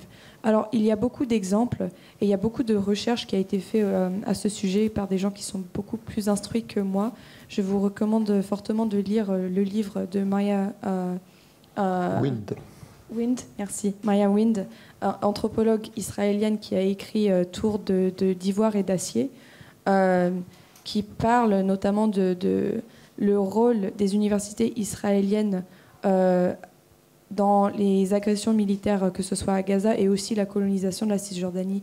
C'est des institutions académiques où, bon, moi, j'ai jamais mis les pieds, je vais être honnête, mais il y a eu beaucoup de témoignages comme quoi la liberté académique, le sujet du débat ce soir, elle est sincèrement limitée dans ces institutions qui seraient assez pour même les plus conservateurs d'être convaincus de rompre les liens avec les universités israéliennes. Alors, je peux vous pointer, vous donner plus de renseignements là-dessus, mais c'était une position laquelle j'étais pas extrêmement convaincue quand j'ai commencé à me renseigner à ce sujet, parce que je me dis quand même, les universités israéliennes, il y a des historiens israéliens comme Ilan Pappé qui viennent d'universités israéliennes, et c'est pas comme si on pouvait couper les liens avec tous les chercheurs, les académiques qui sortent de ces universités-là, mais en fait il y a une différence entre couper les liens avec les institutions et avec les chercheurs et les professeurs qui y sont. On coupe pas les liens avec des passeports, mais avec des institutions qui sont complices avec la colonisation de la Cisjordanie et l'agression actuelle à Gaza. Après le 7 octobre, certains présidents d'universités israéliennes ont pris des positions qui les mèneraient directement en prison s'ils étaient ici. Le président de l'université de Tel Aviv, qui est professeur de droit, M. Porat, a déclaré que il fallait traiter les Palestiniens que Dieu nous demandait de traiter les Palestiniens comme les anciens Israélites ont traité Amalek. Et quand vous regardez la Bible, ce qu'on a fait à Amalek, c'est qu'ils ont dit on a tué. Toujours ce côté agréable de l'Ancien Testament. Donc quand ils sont rentrés à Amalek, ils ont tué tout le monde, y compris les enfants à la mamelle. Donc ce sont les discours qui ont été tenus en public par le président de l'université qui parlait à ses enseignants et qui parlait également à ses étudiants qui allaient combattre là-bas. Ça a également été la même chose, un discours de Netanyahou sur Amalek. Oui, mais Netanyahou n'est pas président de l'université. Non, absolument. Je veux dire, on parle également de liberté académique. La liberté académique ne consiste pas à dire à ses étudiants des choses de ce genre. Absolument. Je vous propose de... Alors, je sais qu'il y a beaucoup de questions, de gens qui veulent rebondir, mais en fait, on va avancer et on va pouvoir revenir. De toute façon, le débat, il est perpétuel, donc on va pouvoir revenir aux questions si vous en avez encore. Je vous propose du coup maintenant de vous entendre, Mariette Ballon. Vous êtes donc doctorante en sciences politiques à l'université Lumière Lyon 2. Le titre de votre thèse, c'est « Quelle représentation des travailleurs en Palestine? Analyse des pratiques et des formes d'action au sein de la Palestinian General Federation of Trade Unions ». Eh bien, on vous écoute. Et vous avez un micro, donc tout va bien. Du coup, ouais. Ouais, c'est bon. Alors, merci beaucoup, Jérôme Horteux et Joanne Bast, d'avoir initié cet espace de discussion sur un sujet aussi important que la question des libertés académiques. Du coup, pour construire mon argumentaire, comme je ne suis pas spécialiste de ces questions, je me suis pas mal appuyée sur les travaux d'Olivier Beau et je vous prie d'être indulgent parce qu'il se trouve que je ne suis pas au courant des controverses qu'il existe entre experts. Peut-être que vous le serez plus au fait que moi, Jérôme. Donc, en fait, tout est parti de la question. Enfin, je me suis demandé, en fait, moi, en tant que doctorante, comment est-ce que nous aurions des leviers d'action pour créer des espaces de discussion libres face, du coup, au recul de la liberté d'expression au sein de l'espace académique. Et donc, je me suis tout d'abord demandé s'il y avait un appareillage juridique établi en France. Bernard Tout-le-Monde, qui est cité par Olivier Beau, qui est un homme politique et un juriste, il parle du fait que les principales garanties protégeant les libertés académiques, elles proviendraient des règles écrites que des usages et que de la structuration corporative centralisée de l'université garantiraient. parce qu'en France, en fait, il n'y a pas de liberté académique qui est proprement encadrée par le droit. En fait, les universités, elles ne sont pas autonomes d'un point de vue administratif, en effet, vu que les financements et tutelles universitaires sont avant tout étatiques. Olivier Beau, il rappelle que cette non-autonomie formelle et institutionnelle imposée par cette centralisation de l'État, elle est quand même compatible avec l'existence de liberté universitaire qui repose sur l'autonomie professionnelle et l'autogestion collégiale. Alors qu'une partie de la composante de la liberté académique, donc la liberté d'expression des universitaires, elle est reconnue par la loi d'orientation de l'enseignement supérieur, les libertés académiques, elles relèvent de la pratique même des enseignants-chercheurs, qui se sont arrogés ces espaces de liberté. Et en fait, en cela, cette liberté, elle est conditionnée à la pratique des acteurs. Donc l'étude de la liberté universitaire, elle peut être à la fois réalisée par le droit, mais aussi par la sociologie. Robert Pro, il reprend l'idée qu'il s'agit d'une liberté professionnelle. Une liberté accordée à l'individu parce qu'il appartient à un groupe, à une communauté universitaire. Ainsi, la liberté académique, elle peut être entendue comme la liberté de poursuivre sa recherche professionnelle à l'intérieur d'une matrice de normes de la discipline définie et appliquée par ceux qui sont compétents pour comprendre et appliquer cette norme. Olivier Beau, il revient sur l'idée qu'en fait, ces libertés-là, elles sont nées en contrebande, à l'insu des tutelles et en marge du droit écrit. Et en fait, cette clandestinité, ça les rend fragiles parce qu'elles sont à la merci de n'importe quelle législation ou réglementation. La liberté académique, elle peut se penser en 3 pôles: la liberté d'expression du chercheur, la liberté d'enseignement et la liberté de la recherche. Et donc, on peut aussi voir la communauté universitaire comme une agrégation de points de vue situés qui s'est constituée en espace autonome et qui, à travers l'utilisation d'une méthodologie rigoureuse de référencement partagé, d'utilisation multiple de sources, se permettent d'établir des narratifs à caractère scientifique dans des jeux institutionnels traversés par des relations de pouvoir. Et finalement, peut-être que vous n'êtes pas d'accord, mais on pourra en discuter. Finalement, les jeux de légitimité des discours et des travaux reposent sur des dynamiques arbitraires de reconnaissance par les pairs. Donc si on appréhende l'espace académique de cette façon, en fait, j'ai par le biais de ces définitions-là, construit mon propre narratif qui va m'intéresser dans ce que je vais vous présenter par la suite. Donc on appréhende l'espace académique de cette façon et qu'on s'intéresse au degré de liberté existante dans ce champ, dans cet espace. Il nous faut alors penser l'hégémonie des discours, les cadres de pensée considérés comme légitimes, les profils de chercheurs qui font consensus et pourquoi et quelles sont les censures dans ce champ. Donc depuis le 7 octobre, on observe, comme nous l'avons tous dit ici, des faits de censure et comme vous le savez parce que vous l'avez vu sur 2 espaces de la communauté universitaire concernant la Palestine qui est à la fois aux frontières entre le contact de la communauté scientifique avec d'autres champs, comme les médias, comme la sphère militante, comme la société civile, mais également en interne. Ça annonce plusieurs menaces. La première, c'est la liberté d'opinion et d'expression dans l'espace public. Et on constate en parallèle une perte de crédit aussi de la liberté d'expression des universitaires qui travaillent depuis des années sur ces sujets. J'ai été, moi, particulièrement, par exemple, choquée par l'interview de Stéphanie Lett-Abdallah, historienne, sur un plateau de Public Sénat, le 10 octobre. Lorsqu'elle tente de donner en fait, des éléments d'analyse historique et politique, elle se fait invectiver par une journaliste qui est non spécialiste et qui n'est pas prête à entendre une parole renseignée en fait, de la chercheuse et qui souhaite orienter le débat de façon morale et politique. On peut aussi relever les cas de conférences censure annulées comme les conférences de l'avocat Gilles Dever à Lyon, qui a été d'ailleurs en fait annulé par le biais de la préfecture de Lyon et donc parce que le CRIF en fait avait fait une plainte. Donc on a aussi là une entrée par différents collectifs qui se dessinent. Et plus inquiétant encore, c'est lorsque ces censures ont lieu dans l'espace universitaire lui-même, là où se pratique la science, qui devrait pourtant être le lieu qui consacre la parole légitime des professionnels de la recherche. Donc là on est vraiment sur la question corporative en fait. À quel moment aussi on se protège en intérieur de ces attaques de la société extérieure. Donc on peut observer ces faits de censure de l'université à Aix-Marseille, ces derniers mois de reprise, une table ronde de 3 spécialistes de la Palestine. Et là, on ne parle pas ni de militants, ni de professionnels du droit, on parle de chercheurs en fait. Cette table ronde a été annulée par la présidence de la faculté de sciences humaines. La table ronde s'intitulait assez sobrement « La guerre à Gaza vue depuis la Cisjordanie ». Donc il y avait acteurs locaux et culture. Donc on n'était pas non plus sur une prise de position politique affichée. Cela pose la question de la place qu'occupe une présidence d'université aussi dans la sélection des prises de parole considérées comme entendables.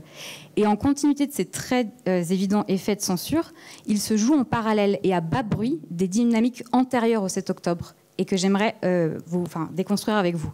Donc il sera en effet bon de s'interroger sur qui sont les chercheurs qui produisent le plus grand nombre d'analyses sur la Palestine et la façon dont nous orientons les cadres de pensée en France. Par exemple, aujourd'hui, dans le cadre du sujet qui nous intéresse et qui est extraterritorial, Gaza, qui sont les chercheurs experts à qui on donne la parole pour commenter ces dynamiques? et qui sont ceux dont on écoute le discours et ceux qu'on censure. On pourrait conduire une étude, et je pense qu'elle serait assez révélatrice malheureusement. Si un massacre survenait en France aussi, est-ce que les chercheurs anglais pourraient se passer de l'analyse des chercheurs français pour forger eux-mêmes leur propre point de vue ? De façon aussi plus méthodologique, comment de façon académique en France nous avons articulé ces dernières années le traitement des questions de la recherche en lien avec la Palestine et ou Israël ? Il y avait une formulation très en vogue avant le 7 octobre pour désigner l'espace géographique et aussi délimiter un champ d'analyse qui était la dénomination espace israélo-palestinien. C'est commode parce que c'est suffisamment euphémisant pour espérer tendre vers une supposée neutralité scientifique.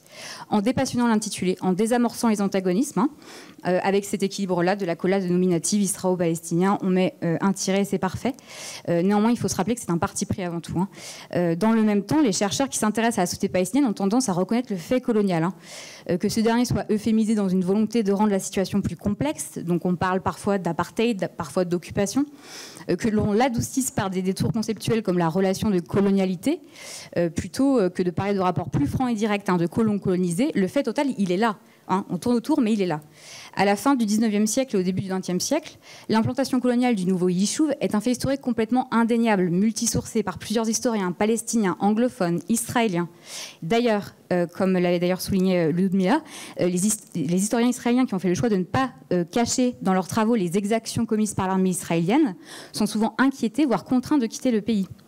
Donc, dans la période contemporaine, l'expansion coloniale, comme vous le savez, à grande échelle dans les territoires de Cisjordanie n'est plus approuvée. Et ces deux dynamiques, très générales, me permettent en fait de vous montrer la continuité et de façon très résumée et synthétique de cette colonisation qui ne s'arrête pas. Il est aussi possible, en tant que chercheur contemporanéiste, de rendre compte des détails structurels que compose l'ordre colonial sur tout le territoire. Moi, je le vois, par exemple, quand j'étudie mon objet d'étude en Cisjordanie, à Jénine, à Naplouse, qui est donc la Fédération des travailleurs de Palestine. Et donc, si je reprends l'exemple de la dénomination espace israélo-palestinien, en réalité, cette dénomination, du coup, elle invisibilise la désymétrie que crée le rapport colonial. Et ça nous fait adopter une réalité géographique arbitraire qui est très occidentale. C'est une tendance en France qu'on décline à plusieurs niveaux lorsqu'il s'agit de traiter de ces sujets, qui portent sur la Palestine ou sur Israël. La liberté académique dans le contexte de la guerre à Gaza revient donc aussi à s'interroger sur le temps long des courants présents au sein des champs de recherche français et réside, dans mon sens, à notre capacité à comprendre les effets de traduction conceptuelle existants entre sciences produites par des chercheurs palestiniens ou spécialistes d'objets de recherche en Palestine et le champ académique français. Et en fait, en comprenant ces traductions-là, et je pense qu'on peut arriver à les dépasser et puis à déconstruire aussi du coup, nos propres biais. La chercheuse Flora Ganze-Youssef, elle était à l'époque doctorante à l'Institut français du Proche-Orient. Elle m'a fait parvenir des comptes rendus de séminaires qui étaient tenus par des chercheurs français et des chercheurs palestiniens francophones. Le contenu de ces discussions, il est révélateur de la façon dont les rapports qu'entretiennent les champs de recherche occidentaux et palestiniens, et de quelle manière cela encadre et produit en fait des effets de censure. Lors d'une séance de ce séminaire, une chercheuse palestinienne évoquait le fait que lors de sa rédaction de thèse, qu'elle a rédigée en anglais, certains de ses pairs universitaires n'ont pas apprécié l'utilisation de l'expression ethnic cleansing, qui se traduit donc par nettoyage ethnique, et qui fait pourtant référence aux événements de la Nakba de 1948, où plus de 700 000 Palestiniens ont été forcés à l'exil par les troupes de l'armée israélienne. Ce n'est donc pas du tout un fait anecdotique. Pour ma part, lorsque étudiante en master, j'ai expliqué dans un centre de recherche français de Jérusalem que j'utilisais le prisme colonial pour comprendre les dynamiques qui pouvaient contraindre et encadrer structurellement mon objet d'étude. Ce prisme a été contesté par le directeur et sous couvert de m'enjoindre à faire l'administration de la preuve, de façon à la fois théorique et empirique, mes interlocuteurs à l'époque m'ont conseillé de ne pas être rattaché à leur centre sous peine de voir mes travaux censurés. Donc, en conclusion, notre subjectivité indépassable de chercheurs nous place dans l'obligation d'être attentifs à la façon dont nous traitons et nous analysons les questions sociales et politiques, pas uniquement par conscience professionnelle pour produire des travaux de qualité, mais aussi pour veiller à l'équilibre de nos libertés académiques. Ce jeu de force ne se situe pas qu'en interne, mais peut avoir des conséquences sur l'extérieur, dans la sphère médiatique. Et la construction des narratifs scientifiques n'est jamais tout à fait neutre. Et nous en payons un peu le prix depuis le 7 octobre. Parce que de ne pas avoir été attentifs aux orientations de la sphère scientifique concernant la Palestine, on observe que le traitement des dynamiques coloniales se fait de façon euphémisée, timide et parfois même niée.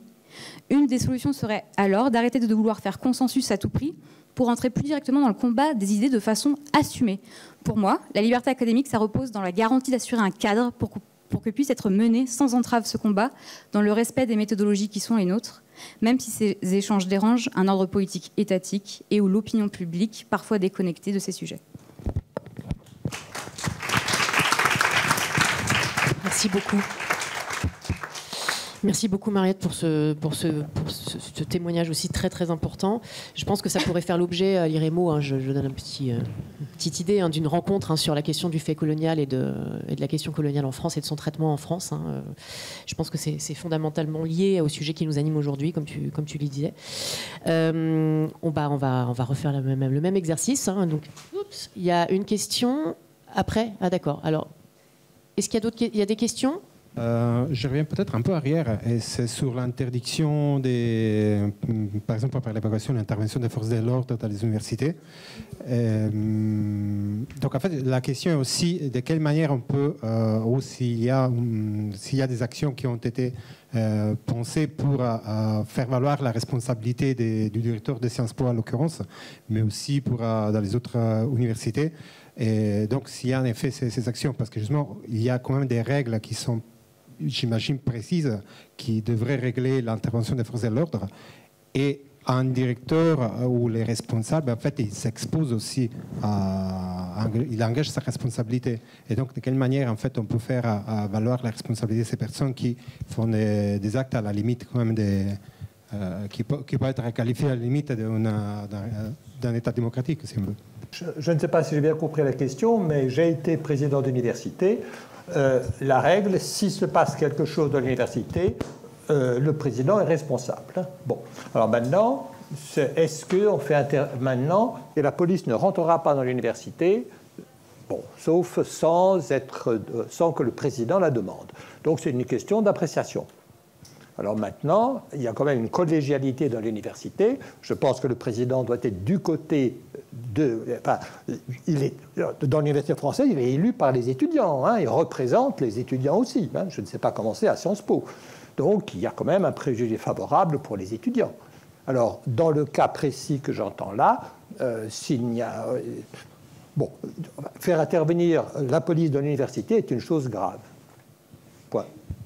Bon, il peut y avoir aussi des actions judiciaires, à l'occurrence, si cette action n'est pas forcément, elle peut être aussi qualifiée non légitime, éventuellement.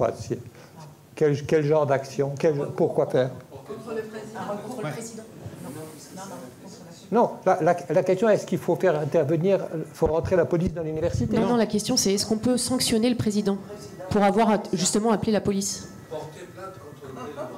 Est-ce qu'on peut porter plainte contre le président de l'université, enfin de Sciences Po, pour avoir appelé la police en fait? Il faudrait que... Bon, je ne sais pas, je ne suis pas juriste. Hein, le cas, il faudrait que il faudrait avoir intérêt à agir, hein, c'est-à-dire... bon, je ne suis pas juriste, je ne sais pas. Est-ce que quelqu'un... Oui? Non, je n'ai pas la réponse à cette question. En tout cas, ce que je peux dire, c'est que la police intervient parfois dans les universités sans qu'on le voie. Attendez, parce que là, on ne s'entend plus. Merci, allez-y. La police est parfois présente dans l'université sans qu'on le voie et qu'on le sache. Ça, c'est aussi une chose, je ne sais pas si c'est nouveau, mais enfin, j'ai des témoignages qui peuvent l'attester. Je ne sais pas si vous l'avez remarqué vous-même à Sciences Po. Mais il faut le dire aussi, parce que ça me paraît quand même être un gros problème également. Je pense que les présidents d'université, ce dont ils ont peur, c'est par exemple une plainte par un parent d'élève, même si les étudiants sont censés quand même être des adultes, mais s'il arrivait quelque chose à leur progéniture au sein de l'université. Je crois qu'il y a aussi énormément de pression de l'environnement politique, sociologique d'un président d'université qui reçoit énormément donc, de coups de pression de la part de personnalités. Et c'est à lui de faire la preuve qu'il s'est résisté à ces pressions. Est-ce qu'il y a une autre question ou est-ce qu'on enchaîne? Oui, tu voulais rajouter quelque chose? Oui, bien sûr. Attends. J'avais une question pour vous et votre intervention. Alors, ma question est la suivante. Est-ce que vous avez fait peut-être un peu d'études comparatives entre le traitement du discours colonial en France et des autres pouvoirs coloniaux comme en Angleterre et d'abord, est-ce que vous avez déjà fait ce genre d'analyse plus comparative?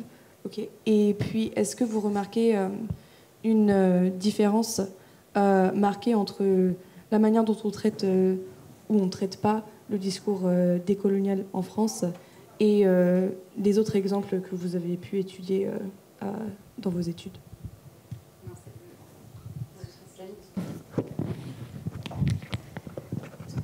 Non, pour l'instant, moi, en fait, j'utilise plutôt le prisme colonial pour quelque chose de très situé, qui est mon objet en Palestine.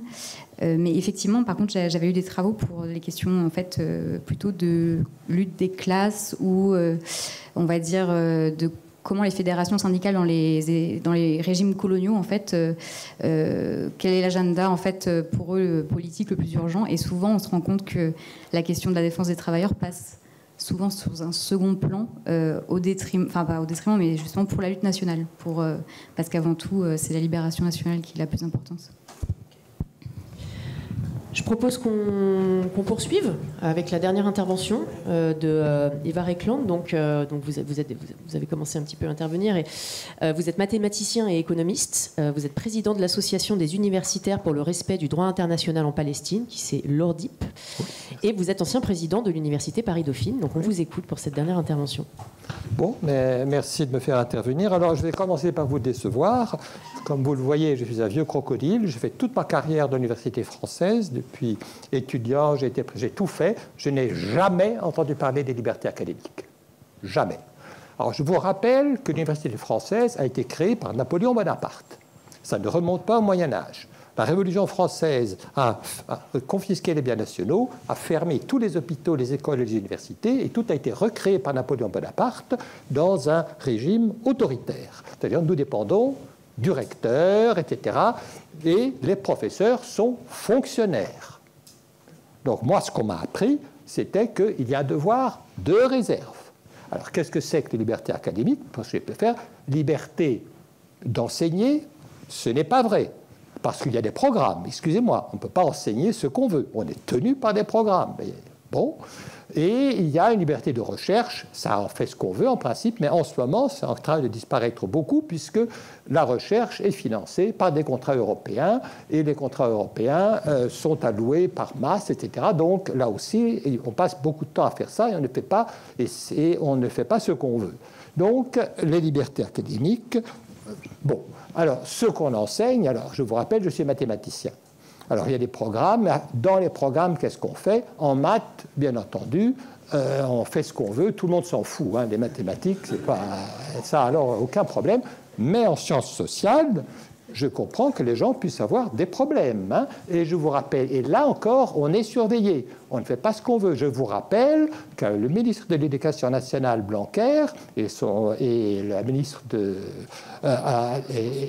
l'enseignement supérieur avaient dit qu'ils allaient lutter contre le wokisme dans les universités et qu'on allait faire des enquêtes pour savoir ce que les gens enseignaient et puis ou ce que les gens recherchaient, qu'on allait y porter remède. Hein? Je ne pensais pas que j'entendrais des choses pareilles de mon vivant. Je ne le pensais pas. Hein? L'intervention directe du ministre et d'agents dans les enseignements. Hein? Donc, je pense que la situation est... Bon, je ne pensais pas que ça existait. Bon, alors, peut-être... Bon. Alors, donc, la liberté académique, n'en parlons pas. Et la liberté d'expression, eh bien, je vous rappelle, la liberté d'expression, c'est ce qui se passe hors contexte professionnel. Alors, hors contexte professionnel, je vous rappelle que l'État encadre très fortement la liberté d'expression. Vous ne dites pas ce que vous voulez. Alors, je vous donne un exemple. La loi Quaisio. Il est interdit de nier l'Holocauste. Bon. Alors, vous comprenez, il y a déjà une certaine gêne dans l'auditoire. Hein. On a tellement... Alors, vous êtes en train de vous demander, déjà le simple fait que ça existe, vous êtes en train de demander, mais pourquoi il conteste ça? Peut-être que c'est un révisionniste. Donc, déjà, le discours est faussé. Hein, mais c'est un cas où on n'a pas le droit de dire quelque chose. Alors que dans un pays anglo-saxon, ce ne serait pas possible. Hein, ce ne serait absolument pas possible. Hein. C'est comme le truc du blasphème. Hein. Bon. Donc ça, sur une question de principe, l'État a interdit qu'on dise certaines choses. C'est sans exemple des pays anglo-saxons qui sont pour la liberté d'expression, justement. Un autre exemple. La Russie envahit l'Ukraine le jour même, la présidente de la Commission européenne dit on va interdire les médias russes, RT. Et la France a interdit Russia Today. Vous voulez écouter Russia Today? Vous allez sur VPN sur l'Angleterre ou sur les États-Unis, et là, vous pouvez écouter Russia Today comme vous voulez, etc., etc. Donc, c'est un pays où la liberté d'expression est extraordinairement encadrée, beaucoup plus que dans les pays où elle fait partie de la culture et des libertés individuelles. Alors, dans le cas de la Palestine, c'est encore beaucoup plus bordé. Hein. Alors, je veux dire, on parle de la Palestine, c'est difficile. Alors, l'encadrement de ce qu'on peut dire de la Palestine, ce n'est pas nouveau, hein. C'est très ancien. Je trouve qu'en ce moment, c'est mieux qu'avant. Je veux dire, l'association Lourdip, nous n'avons jamais, depuis notre fondation, il y a 10 ans, je n'ai jamais pu faire une conférence dans une université. Jamais. À chaque fois, on est invité par les étudiants, ou on est invité par les professeurs, etc. Et le président de l'université, etc., fait des pieds et des mains, et finalement, on craint des troubles à l'ordre public, c'est interdit. Il y avait le cas de Stéphane Hessel, dont on pourra reparler, etc. Donc, ça va plutôt mieux qu'avant. Mais quels sont comment peut-on border la liberté d'expression en ce qui concerne la Palestine? Bon, vous avez bien entendu la définition de l'antisémitisme, cette définition qui maintenant a été adoptée, je crois, par le Parlement, la définition de l'HCRA, qui assimile essentiellement toute critique d'Israël, assez vague pour qu'on assimile la critique d'Israël à de l'antisémitisme. Donc ça, c'est le premier point, hein, l'antisémitisme. Le deuxième point, c'est le délit d'apologie du terrorisme. Et le délit d'apologie du terrorisme, je crois qu'on a 600, il y a des étudiants qui sont accusés, etc. Je crois que à Sciences Po, à l'EHESS. Oui, mais enfin, je crois que... Et c'est une manière de disqualifier, parce que, comment dire, vous voyez, dans la liberté d'expression, il y a deux questions. Premièrement, qu'est-ce qu'on peut dire? Et deuxièmement, qui peut parler?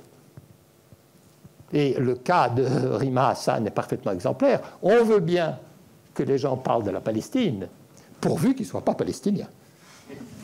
C'est absolument certain, hein, parce que s'ils sont palestiniens, on voit la tête qu'ils ont, et puis on se dit, là, on rentre dans le conflit, etc. Si c'est quelqu'un... Bon. Donc, on a le délit d'apologie du terrorisme, hein, qui borde, et, qui donc limite complètement l'expression qui conduit à de l'autocensure. Bien, alors, si ça ne marche pas, vous avez... Et si ça ne marche pas, vous avez toujours la question du trouble à l'ordre public. Alors, le trouble à l'ordre public, qu'est-ce que ça veut dire, notamment dans les universités? Au début, on a peur que des organismes des organismes de défense juive, des groupes de défense, etc., viennent et perturbent. J'ai vu ça, hein, ça je l'ai vu, ça s'est passé effectivement. Donc, pour éviter des troubles, pour éviter qu'il y ait des contre-manifestants, on empêche ce qui revient.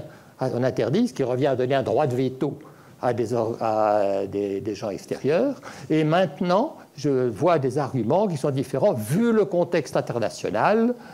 Bon, alors je ne vois pas trop en quoi le contexte international, mais enfin, ça devient extrêmement vague. Et le dernier argument qu'on a dans les universités, c'est que les universités, c'est des lieux de savoir où on est là et on contemple les vérités éternelles en comparaison de gens qui sont comme vous, etc., etc. Très bien, c'est l'argument aussi que nous sortons en ce moment, mais quand la Russie envahit l'Ukraine, le jour même, le président d'université faisait une déclaration en disant qu'il condamnait l'intervention russe, et quelques mois après, les présidents d'université votaient une motion en disant qu'ils arrêtaient toute relation avec les universités russes. On n'a pas... Alors ça, c'est fait. Donc, la conférence des présidents d'université, qui s'appelle France Université, a rompu tous ses liens avec les universités russes. Elle a accueilli des étudiants russes. J'ai vu dans certaines universités, les sites des universités avaient des bandeaux jaunes et bleus. Sur Gaza, rien. Hein, donc, Lourdip a écrit plusieurs fois, etc. Silence radio.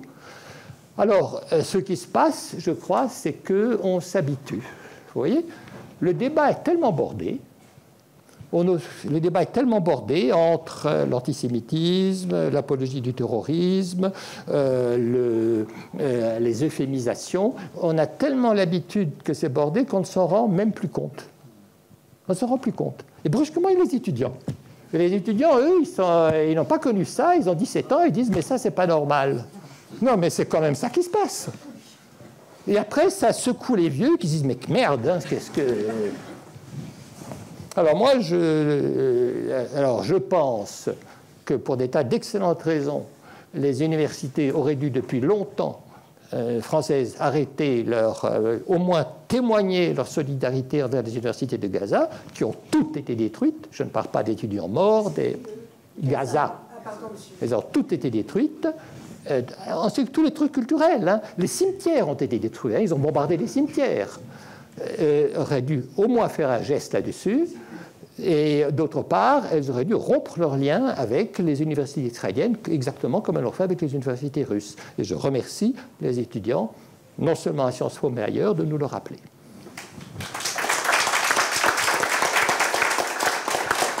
Merci beaucoup Ivar. Donc, il nous reste une petite demi-heure pour le débat, pour les questions. Allez, vas-y Roxane, je t'écoute.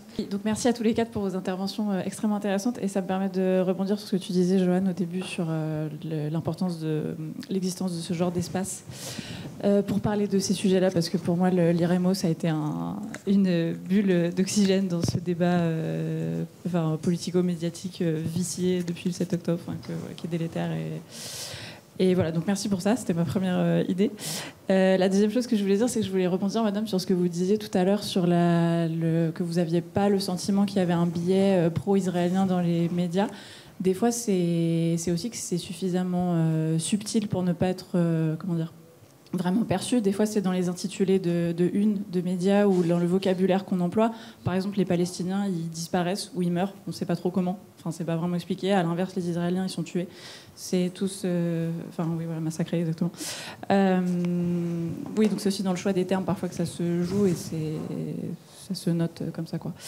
Moi, j'avais une question surtout pour vous, Ludmila, sur les mobilisations des étudiants. Déjà, merci aussi à vous. Je trouve que c'est très beau ce qui se passe sur les campus là depuis quelques temps.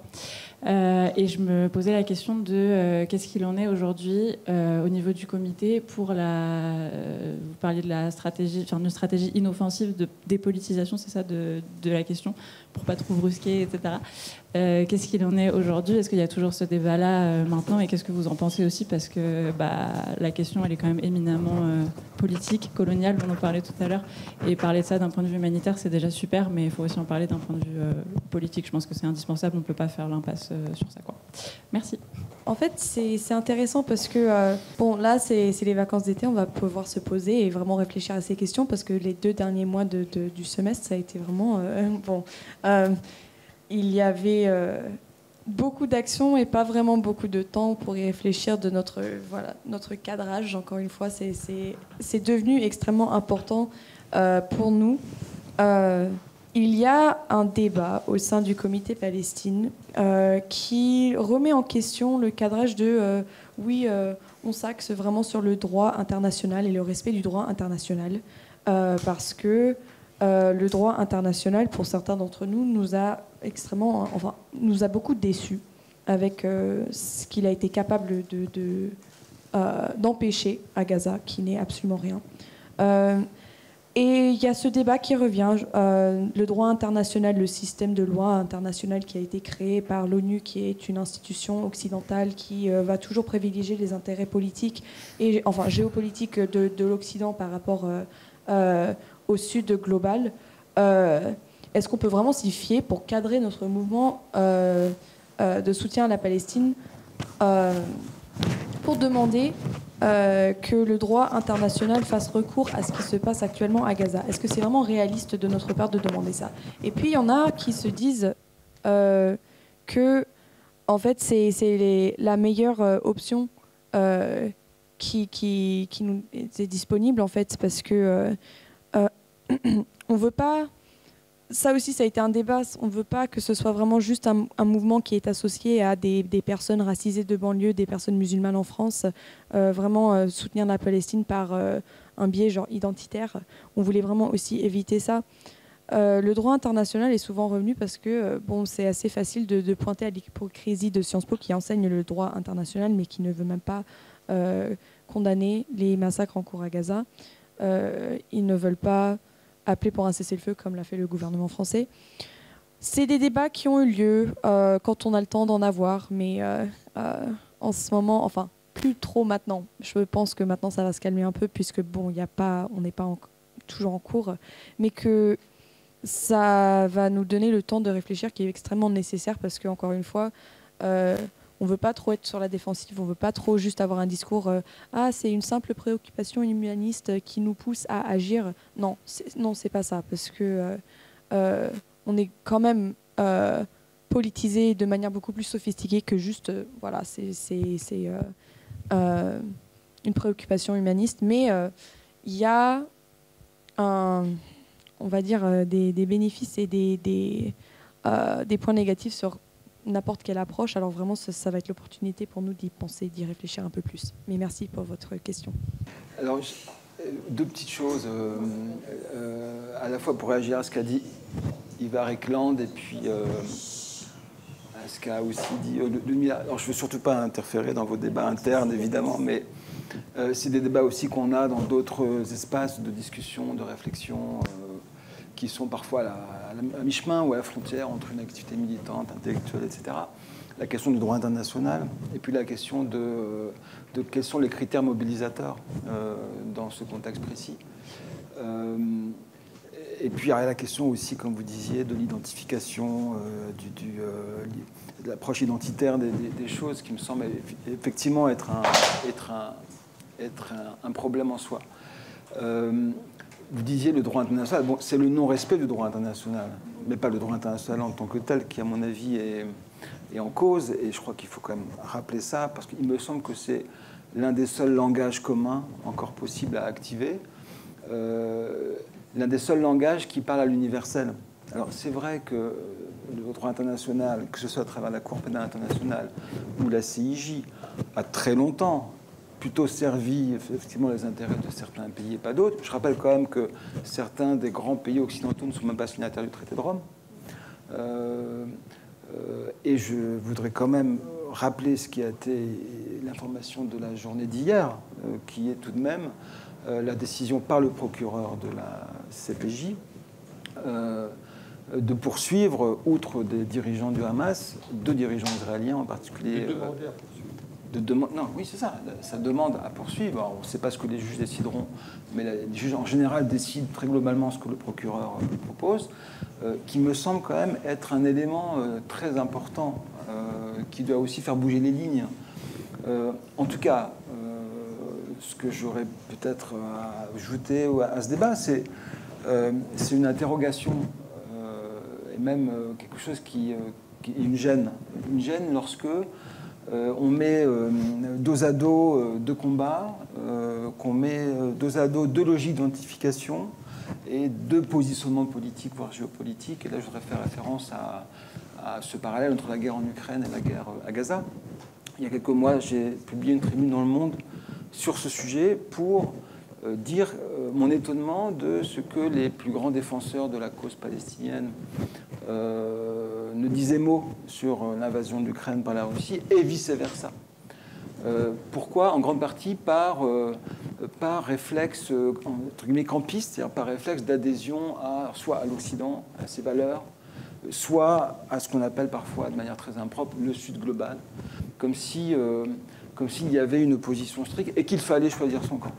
Et je crois que le droit humanitaire international, c'est le seul critère ou l'une des seules possibilités pour ne pas avoir à choisir son camp.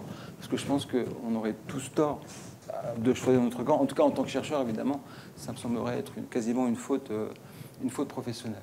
La deuxième chose, c'est pour Ivar Ekland, qui a rappelé les mauvaises manières dont les chercheurs font l'objet par leur propre tutelle. Il a évoqué tout à l'heure l'ancien ministre de l'Éducation nationale, Jean-Michel Blanquer, notre ministre, l'ancienne ministre de l'enseignement supérieur, qui effectivement avait souhaité qu'une enquête soit menée par le CNRS au sein de l'université pour évaluer la force d'emprise et de pénétration par le wokisme, etc. Alors, c'était une insulte pour différentes raisons. Bien sûr qu'il y a dans les universités des rapports parfois, disons, très peu maîtrisés entre un discours militant et un discours universitaire, une recherche ou un enseignement. Bien sûr que l'université est parfois l'objet de pénétration politique, etc. Bon, il se trouve que il y a dans les universités des choses que les ministres avaient l'air d'ignorer. Il y a la question de la déontologie, il y a la question du contrôle par des pairs, il y a la question de l'autorégulation. Il y a de multiples manières dans les universités de s'autoréguler. C'est un univers qui a défini des règles internes qui, justement, permettent de défendre son autonomie, qui sont des règles de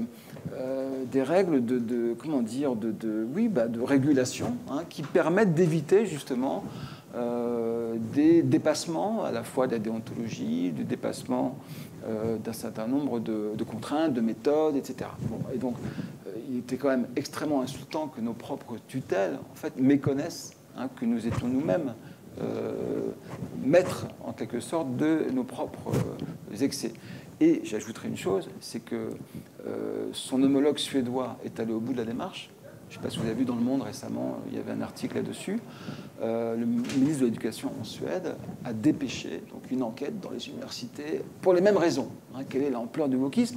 Et en fait, l'enquête a montré qu'elle était vraiment extrêmement limitée, qu'en plus le wokisme ne veut pas dire grand-chose. Hein, c'est plus un discours, c'est plus un slogan en quelque sorte de la part de conservateurs pour caricaturer toute une série de choses qui en plus sont extrêmement diversifiées, etc. Je n'entre pas dans le détail, je pense que c'est connu ici.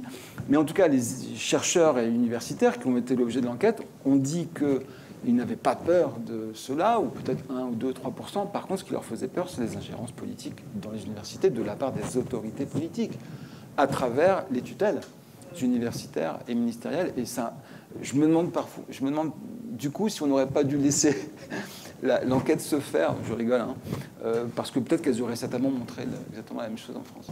Juste un mot sur le droit international. En un certain sens, il a libéré la parole. Je veux dire, maintenant, on peut parler de génocide à Gaza sans dire...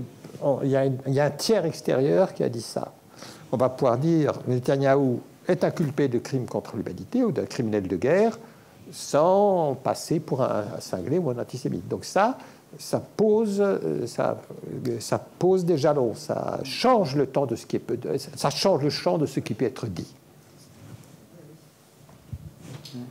Oui.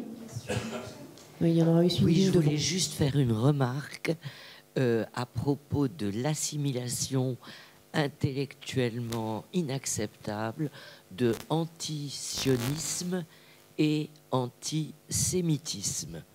J'estime que ce sont deux notions différentes et j'ai été très frappée que ce soit Macron, je pense au cours de son premier septennat, qui ait fait cette assimilation que je trouve non seulement injustifiée, mais plutôt ignoble. Qui veut répondre à ça? C'était une question ou un commentaire? Non, c'était plutôt un commentaire. Alors on passe à la question juste à côté. Oui, je vous écoute. Oui, je vais essayer d'aller très vite parce que je crois qu'il y a deux choses. Il y a d'une part le quotidien, quand il n'y a pas de tension, quand il n'y a pas de guerre. Il y a quand même dans ce domaine-là, c'est vrai dans les sciences sociales, c'est vrai dans les sciences médicales, dans la biologie, c'est peut-être moins vrai dans les sciences mathématiques, on voit bien pourquoi. Mais il y a toujours eu, en permanence, de la surveillance, surtout à cause de la question des financements. Et puis, il y a les situations de tension, les situations extrêmes, comme on a aujourd'hui avec l'invasion de l'Ukraine, les massacres à Gaza, etc., etc. Et puis, les attentats du 7 octobre. Je crois que, en fait, la censure est toujours aux aguets. C'est mon avis. C'est mon avis, bon, peut-être parce que j'ai un certain âge, que je ne dirai pas, mais on peut le deviner. Je rappellerai quand même, historiquement, qu'en 1961, quand un certain nombre de personnages, de personnalités, en préposition pour l'insoumission, en disant que ce n'était pas un scandale que des jeunes gens refusent de faire la guerre parce qu'ils ne voulaient pas être associés à la torture et des choses comme ça. Ce n'était pas particulièrement violent. Mais en revanche, c'était très profond. Alors rappelez-vous, pour ce qui concerne les enseignants, les professeurs, je pense à Laurent Schwartz, immédiatement suspendu de son cours de mathématiques à Polytechnique. Ce n'est pas un détail. On a des choses comme ça. Moi, quand j'étais enseignant en Algérie, on n'arrêtait pas de jouer au chat à la souris pour savoir si on allait pouvoir dire des choses sans qu'on vienne nous mettre des bâtons dans les roues. Ouais. On peut multiplier ça. Je crois qu'il y a les choses qui sont quotidiennes, puis les choses qui s'aggravent, qui s'aiguisent, qui s'affûtent dans les situations de tension. Alors, ce qui se passe au Moyen-Orient, d'une façon générale, n'est pas une... Alors, en ce moment, on parle bien sûr du conflit israélo-palestinien et du droit des Palestiniens jamais acquis et en tous les cas jamais accordé, ni concret, jamais dans les faits. Voilà, mais tout le Moyen-Orient est un, comment je veux dire, est une poudrière. Et pour les chercheurs, pour les enseignants, ça pose un problème de pouvoir s'exprimer librement sans avoir des censures qui peuvent provenir d'ailleurs des pays d'origine. La pression des pays d'origine. Les interventions des ambassadeurs, voire même carrément d'un ministre d'Israël, de l'Iran, je ne sais pas. Voilà, mais je ne vais pas en dire plus. Je voulais quand même rappeler qu'il y a une sorte de constante. C'est vrai qu'il y a la liberté d'expression à l'université. C'est vrai que les forces de l'ordre n'ont pas le droit de pénétrer à l'université comme ça. N'ont pas le droit. Ça a été violé plusieurs fois.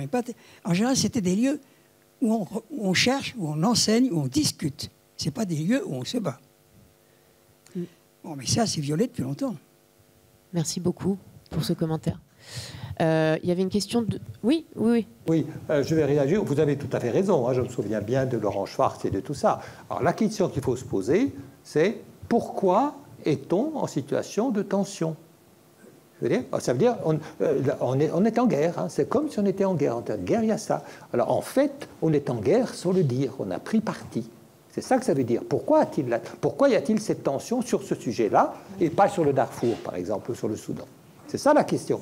Et il y a donc le fait qu'il y a quelque chose de caché. C'est ça qui crée la gêne. Et on n'ose pas dire. Oui, pourquoi est-ce qu'il y a une tension sur ce sujet-là, particulièrement dans la société française ? Il y a une question de caché, je veux dire, ça reflète des tensions de la société. C'est gênant parce qu'on ne peut pas toujours exprimer, c'est tout ce que je veux dire. On vous écoute. Monsieur Eklund, vous avez parlé qu'il n'y avait rien de plus grave pour un recteur que d'appeler la police. Et je voudrais vous dire que l'université tunisienne, habituellement, était en centre-ville. Et dans les années 60, quand les étudiants se sont mis à s'occuper de la question du Vietnam et de la Palestine, l'université a été construite à 10 km de centre-ville et elle a été conçue pour que la police y entre absolument sans difficulté. En 33 ans d'activité, je ne compte plus le nombre de fois où ils sont arrivés dans des labos, ils ont même cassé du matériel. Et le résultat a été que des étudiants perspectives communistes, opposants arabes, ceux qui étaient pour l'unité arabe, ont été condamnés à plus de 25 ans de prison dans une prison absolument ignoble dans les environs de Bizerte. Et concernant, là vous avez vous aussi parlé tout à l'heure de la Tunisie, eh bien ce n'est pas les libertés académiques n'ont jamais existé en Tunisie. Un professeur du secondaire qui enseigne la philosophie à Sfax, la deuxième ville du pays, a été démis de ses fonctions et envoyé à Bizerte, à 250 km de son activité à Sfax, parce que le ministre de l'Agriculture a fait un discours où il disait qu'il enseignait le marxisme. Et le marxisme, pourtant, était inscrit dans le programme, n'est-ce pas, de philosophie, puisqu'il était professeur de philosophie. Et pour le pouvoir tunisien, quand l'université est devenue trop difficile à gérer, l'a absolument décentralisé partout. Mais on a créé des universités où il n'y avait rien. Par exemple, à l'université de Jandouba, il y avait un cours d'informatique, mais il y avait deux ordinateurs pour 150 étudiants, par exemple. Voilà. Donc, ce que vous avez dit sur la Tunisie, c'est quelque chose de très profond. La liberté académique n'a jamais existé. Par exemple, sous Ben Ali, les professeurs d'université prenaient leur retraite à 60 ans. Mais ceux qui étaient bien vus pouvaient être prolongés jusqu'à 5 ans de plus. Mais il fallait qu'ils demandent chaque année de passer. Et donc, c'était l'avis de la police qui était le plus important dans l'affaire. Enfin, pour ce que vous avez dit sur la recherche en Israël, ma mémoire flanche, je n'ai pas le nom, mais je peux l'envoyer à qui le veut. Un professeur, lors de la première et de la deuxième intifada, un professeur de sociologie, spécialiste des affaires arabes, s'il vous plaît, a donné à la télévision, ça a été rapporté par Haaretz, le journal Haaretz, a donné une formule pour empêcher les jeunes de se faire exploser à Tel Aviv ou dans les arrêts de bus. Et sa technique est la suivante. Pour empêcher un jeune de se faire exploser, il faut le menacer de violer sa mère ou sa sœur, parce que chez les Arabes, paraît-il, c'est quelque chose d'extrêmement dévalorisant. Alors, merci beaucoup. Jérôme, tu veux rebondir ou pas? D'accord, on avance d'autres questions? Peut-être un mot quand même, parce que bon, depuis la révolution tunisienne, c'est vrai qu'on a tendance, hélas, à l'oublier trop vite. Et ça s'est accompagné d'un recouvrement quand même des libertés universitaires et même d'une tentative un peu de codification. Donc des collègues que vous connaissez peut-être, par exemple, comme Habib Melak et d'autres, ont défini une charte des libertés universitaires. Une association a été créée, alors surtout en réaction à un peu aux attaques dont la Manouba a été l'objet de la part d'étudiants salafistes dans les années 2012, voilà. Mais enfin bon, le résultat, c'est quand même qu'il y a une tentative à la fois d'objectivation de ces libertés académiques et même de leur codification. Bon, là, on est dans un contexte un peu de retour en arrière pour aller très très vite de ce point de vue-là, puisque on revient à l'université sous contrôle politique. Merci. Est-ce qu'il y a d'autres questions? Ce que je signifiais en fin de compte, c'est pas qu'on ne parlait que de la Palestine, c'est que tout dépend des médias qu'on écoute et qu'on lit. Et je m'en suis rendu compte après, je me suis dit, bah oui, évidemment, je vais pas regarder CNews ou écouter je sais pas quoi. Enfin, et c'est vrai que ce soit Le Monde, France, je sais pas quoi, France Inter, France Culture, bref, enfin, on parle autant, sinon plus, de la Palestine, enfin, des problèmes de la Palestine que de ceux d'Israël, voilà. Mais effectivement, ça dépend de ce qu'on entend et ce qu'on lit, quoi. Avec quand même, là-dessus, c'est très important, je pense, parce que de reparler un petit peu de cette question-là, à mon avis, c'est fondamental. Vous n'avez pas fini, pardon. Je rajoute juste un truc, c'est qu'effectivement, alors, même un journal comme Le Monde, enfin, je sais pas, c'est pas, enfin, oui, il est peut-être plutôt de gauche que de droite, peut-être, oui, c'est vrai. Parce que là encore, je veux dire, on ne parle pas plus d'Israël que de la Palestine dans un journal. Mais tout ça, c'est en effet des médias probablement, pas vraiment d'extrême droite, quoi. Non, je pense que c'est, hélas, moins caricature, enfin, plus... Non, enfin, voilà ce que je pense. D'une part, il y a des enquêtes qui ont été menées par des gens qui ont passé des heures, on a parlé d'Akrimet tout à l'heure, qui sont très édifiantes là-dessus. C'est pas seulement le parler d'Israël ou parler de la Palestine, c'est comment on en parle. Ça, c'est le BA. Bon. D'abord, il y a une évolution dans le temps de la part de ces médias que vous plutôt classez, disons, de gauche, parlant de la Palestine autant qu'Israël. Bon. D'abord, il y a d'une manière générale quand même une inflation de médias et de contenus médiatiques qui, sur ces questions-là, ont une position vraiment très très largement favorable à Israël. Et quand je dis Israël, c'est pas Israël en soi, c'est à la politique menée depuis le 7 octobre, bon, et plus généralement d'ailleurs. Ça me paraît absolument essentiel. Vous parliez de CNews, il n'y a pas que CNews. Si vous écoutez bien les débats sur BFM TV, qui s'est recentré depuis que CNews existe, on a exactement le même type de traitement. Bon. Ensuite, même sur France Inter, que j'écoute régulièrement, si ce n'est tous les jours, j'ai entendu des propos sur France Inter que j'ai trouvés peut-être même pénalement répréhensibles, sans doute, mais complètement inacceptables. Et ce qui était inacceptable, c'est pas seulement le propos tenu, c'est le fait que le journaliste ne réagisse pas vraiment à ce qu'il entend. On a entendu à l'Assemblée nationale des propos aussi inacceptables de la part de notre ministre des Affaires étrangères, qui disait que accuser Israël de génocide, c'est-à-dire de penser que Israël pourrait être éventuellement responsable de quelque chose qui ressemblerait à un génocide, c'est dépasser qu'est-ce qu'il avait dit, un seuil moral. Ah bon? Depuis quand le génocide appartient à un État? Le génocide, c'est une catégorie du droit pénal international. C'est la Convention 48, c'est le traité de Rome. Donc, bien sûr que l'on peut faire travailler cette catégorie à l'endroit d'une situation qu'on estime dépasser toutes les limites du droit international. Eh bien, un ministre des Affaires étrangères dit ça, d'autres disent exactement la même chose au micro de France Inter en disant « Je crois que ce n'est pas la même chose de mourir d'être assassiné par des terroristes du Hamas et de mourir en tant que casualties par des bombes qui tombent du ciel. » Enfin, quand on a un enfant de 2 ans, 3 ans, 5 ans, c'est pas la même chose. La valeur de la vie humaine n'est pas la même. Je crois que vous avez fait hier une conférence sur ce sujet. Ça, on l'a entendu sur France Inter, pas sur CNews. Et oui.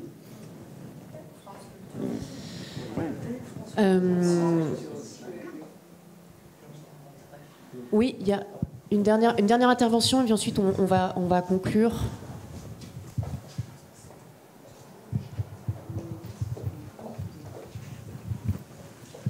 Juste une petite précision sur cette enquête d'Acrimed. Elle porte sur la télévision France TV, c'est-à-dire sur les médias publics. C'est-à-dire, et elle montre très clairement que sur l'ensemble des médias télévisés publics, la part d'information sur ce qu'est Gaza. Alors c'est vrai que tous les journalistes, les seuls qui étaient présents, étaient tués, donc ça rend un peu plus difficile. Il n'y avait pas de journalistes occidentaux, entre guillemets, donc c'était très difficile. Mais la part d'information sur Gaza et la part d'information sur ce qui s'est passé le 7 octobre était complètement disproportionnée dans les médias publics. Oui, et je voudrais ajouter une chose, c'est la question des temporalités. Je crois que c'est pour ça qu'il y a aussi des chercheurs qui travaillent sur les crises. Il faut regarder les temporalités, les crises. Il faut regarder très précisément les temporalités politiques, médiatiques, judiciaires, nationales et internationales. Et regarder ça de manière extrêmement fine. Et on voit des décalages. Oui, mais c'est très important, madame. Vous savez pourquoi ? Parce que juste après le 7 octobre, je me souviens très bien de certains discours de dirigeants israéliens. Il y a même une théorisation de ce qu'ils appelaient la fenêtre d'opportunité. En disant, on a un mois pour balancer autant que possible, parce que dans un mois, il va y avoir déjà le début de certaines expressions politiques de la part d'États qui vont se sentir un petit peu gênés aux entournants. C'est un peu ce qui s'est passé. C'est-à-dire, le positionnement actuel du gouvernement français aurait été acclamé par beaucoup si ça avait été celui du début novembre, au moment où les premiers bombardements ont commencé. Je ne sais plus exactement quelle est la date précise. Donc il y a ces décalages de temporalité qui sont absolument essentiels. Aujourd'hui, par exemple, la France reconnaît et même soutient l'annonce du procureur général de la CPI. Mais enfin, si cela avait été fait au mois de décembre, il n'est pas du tout sûr que la France l'aurait soutenu. Parce que là encore, il y a une question... Oui, mais c'est très important ça, madame, parce que... Attendez. Par contre, je pense que là, on sent sur un sujet qui va nécessiter une deuxième séance, je pense. Et il nous reste exactement 1 minute, donc autant vous dire que je pense que là, si on se lance dans ces débats, ça va être plus long qu'1 minute, et ça nécessite plus qu'1 minute, je pense. Ouais. Merci à tous les 4. Merci beaucoup. Très intéressant. Merci pour ce que vous faites.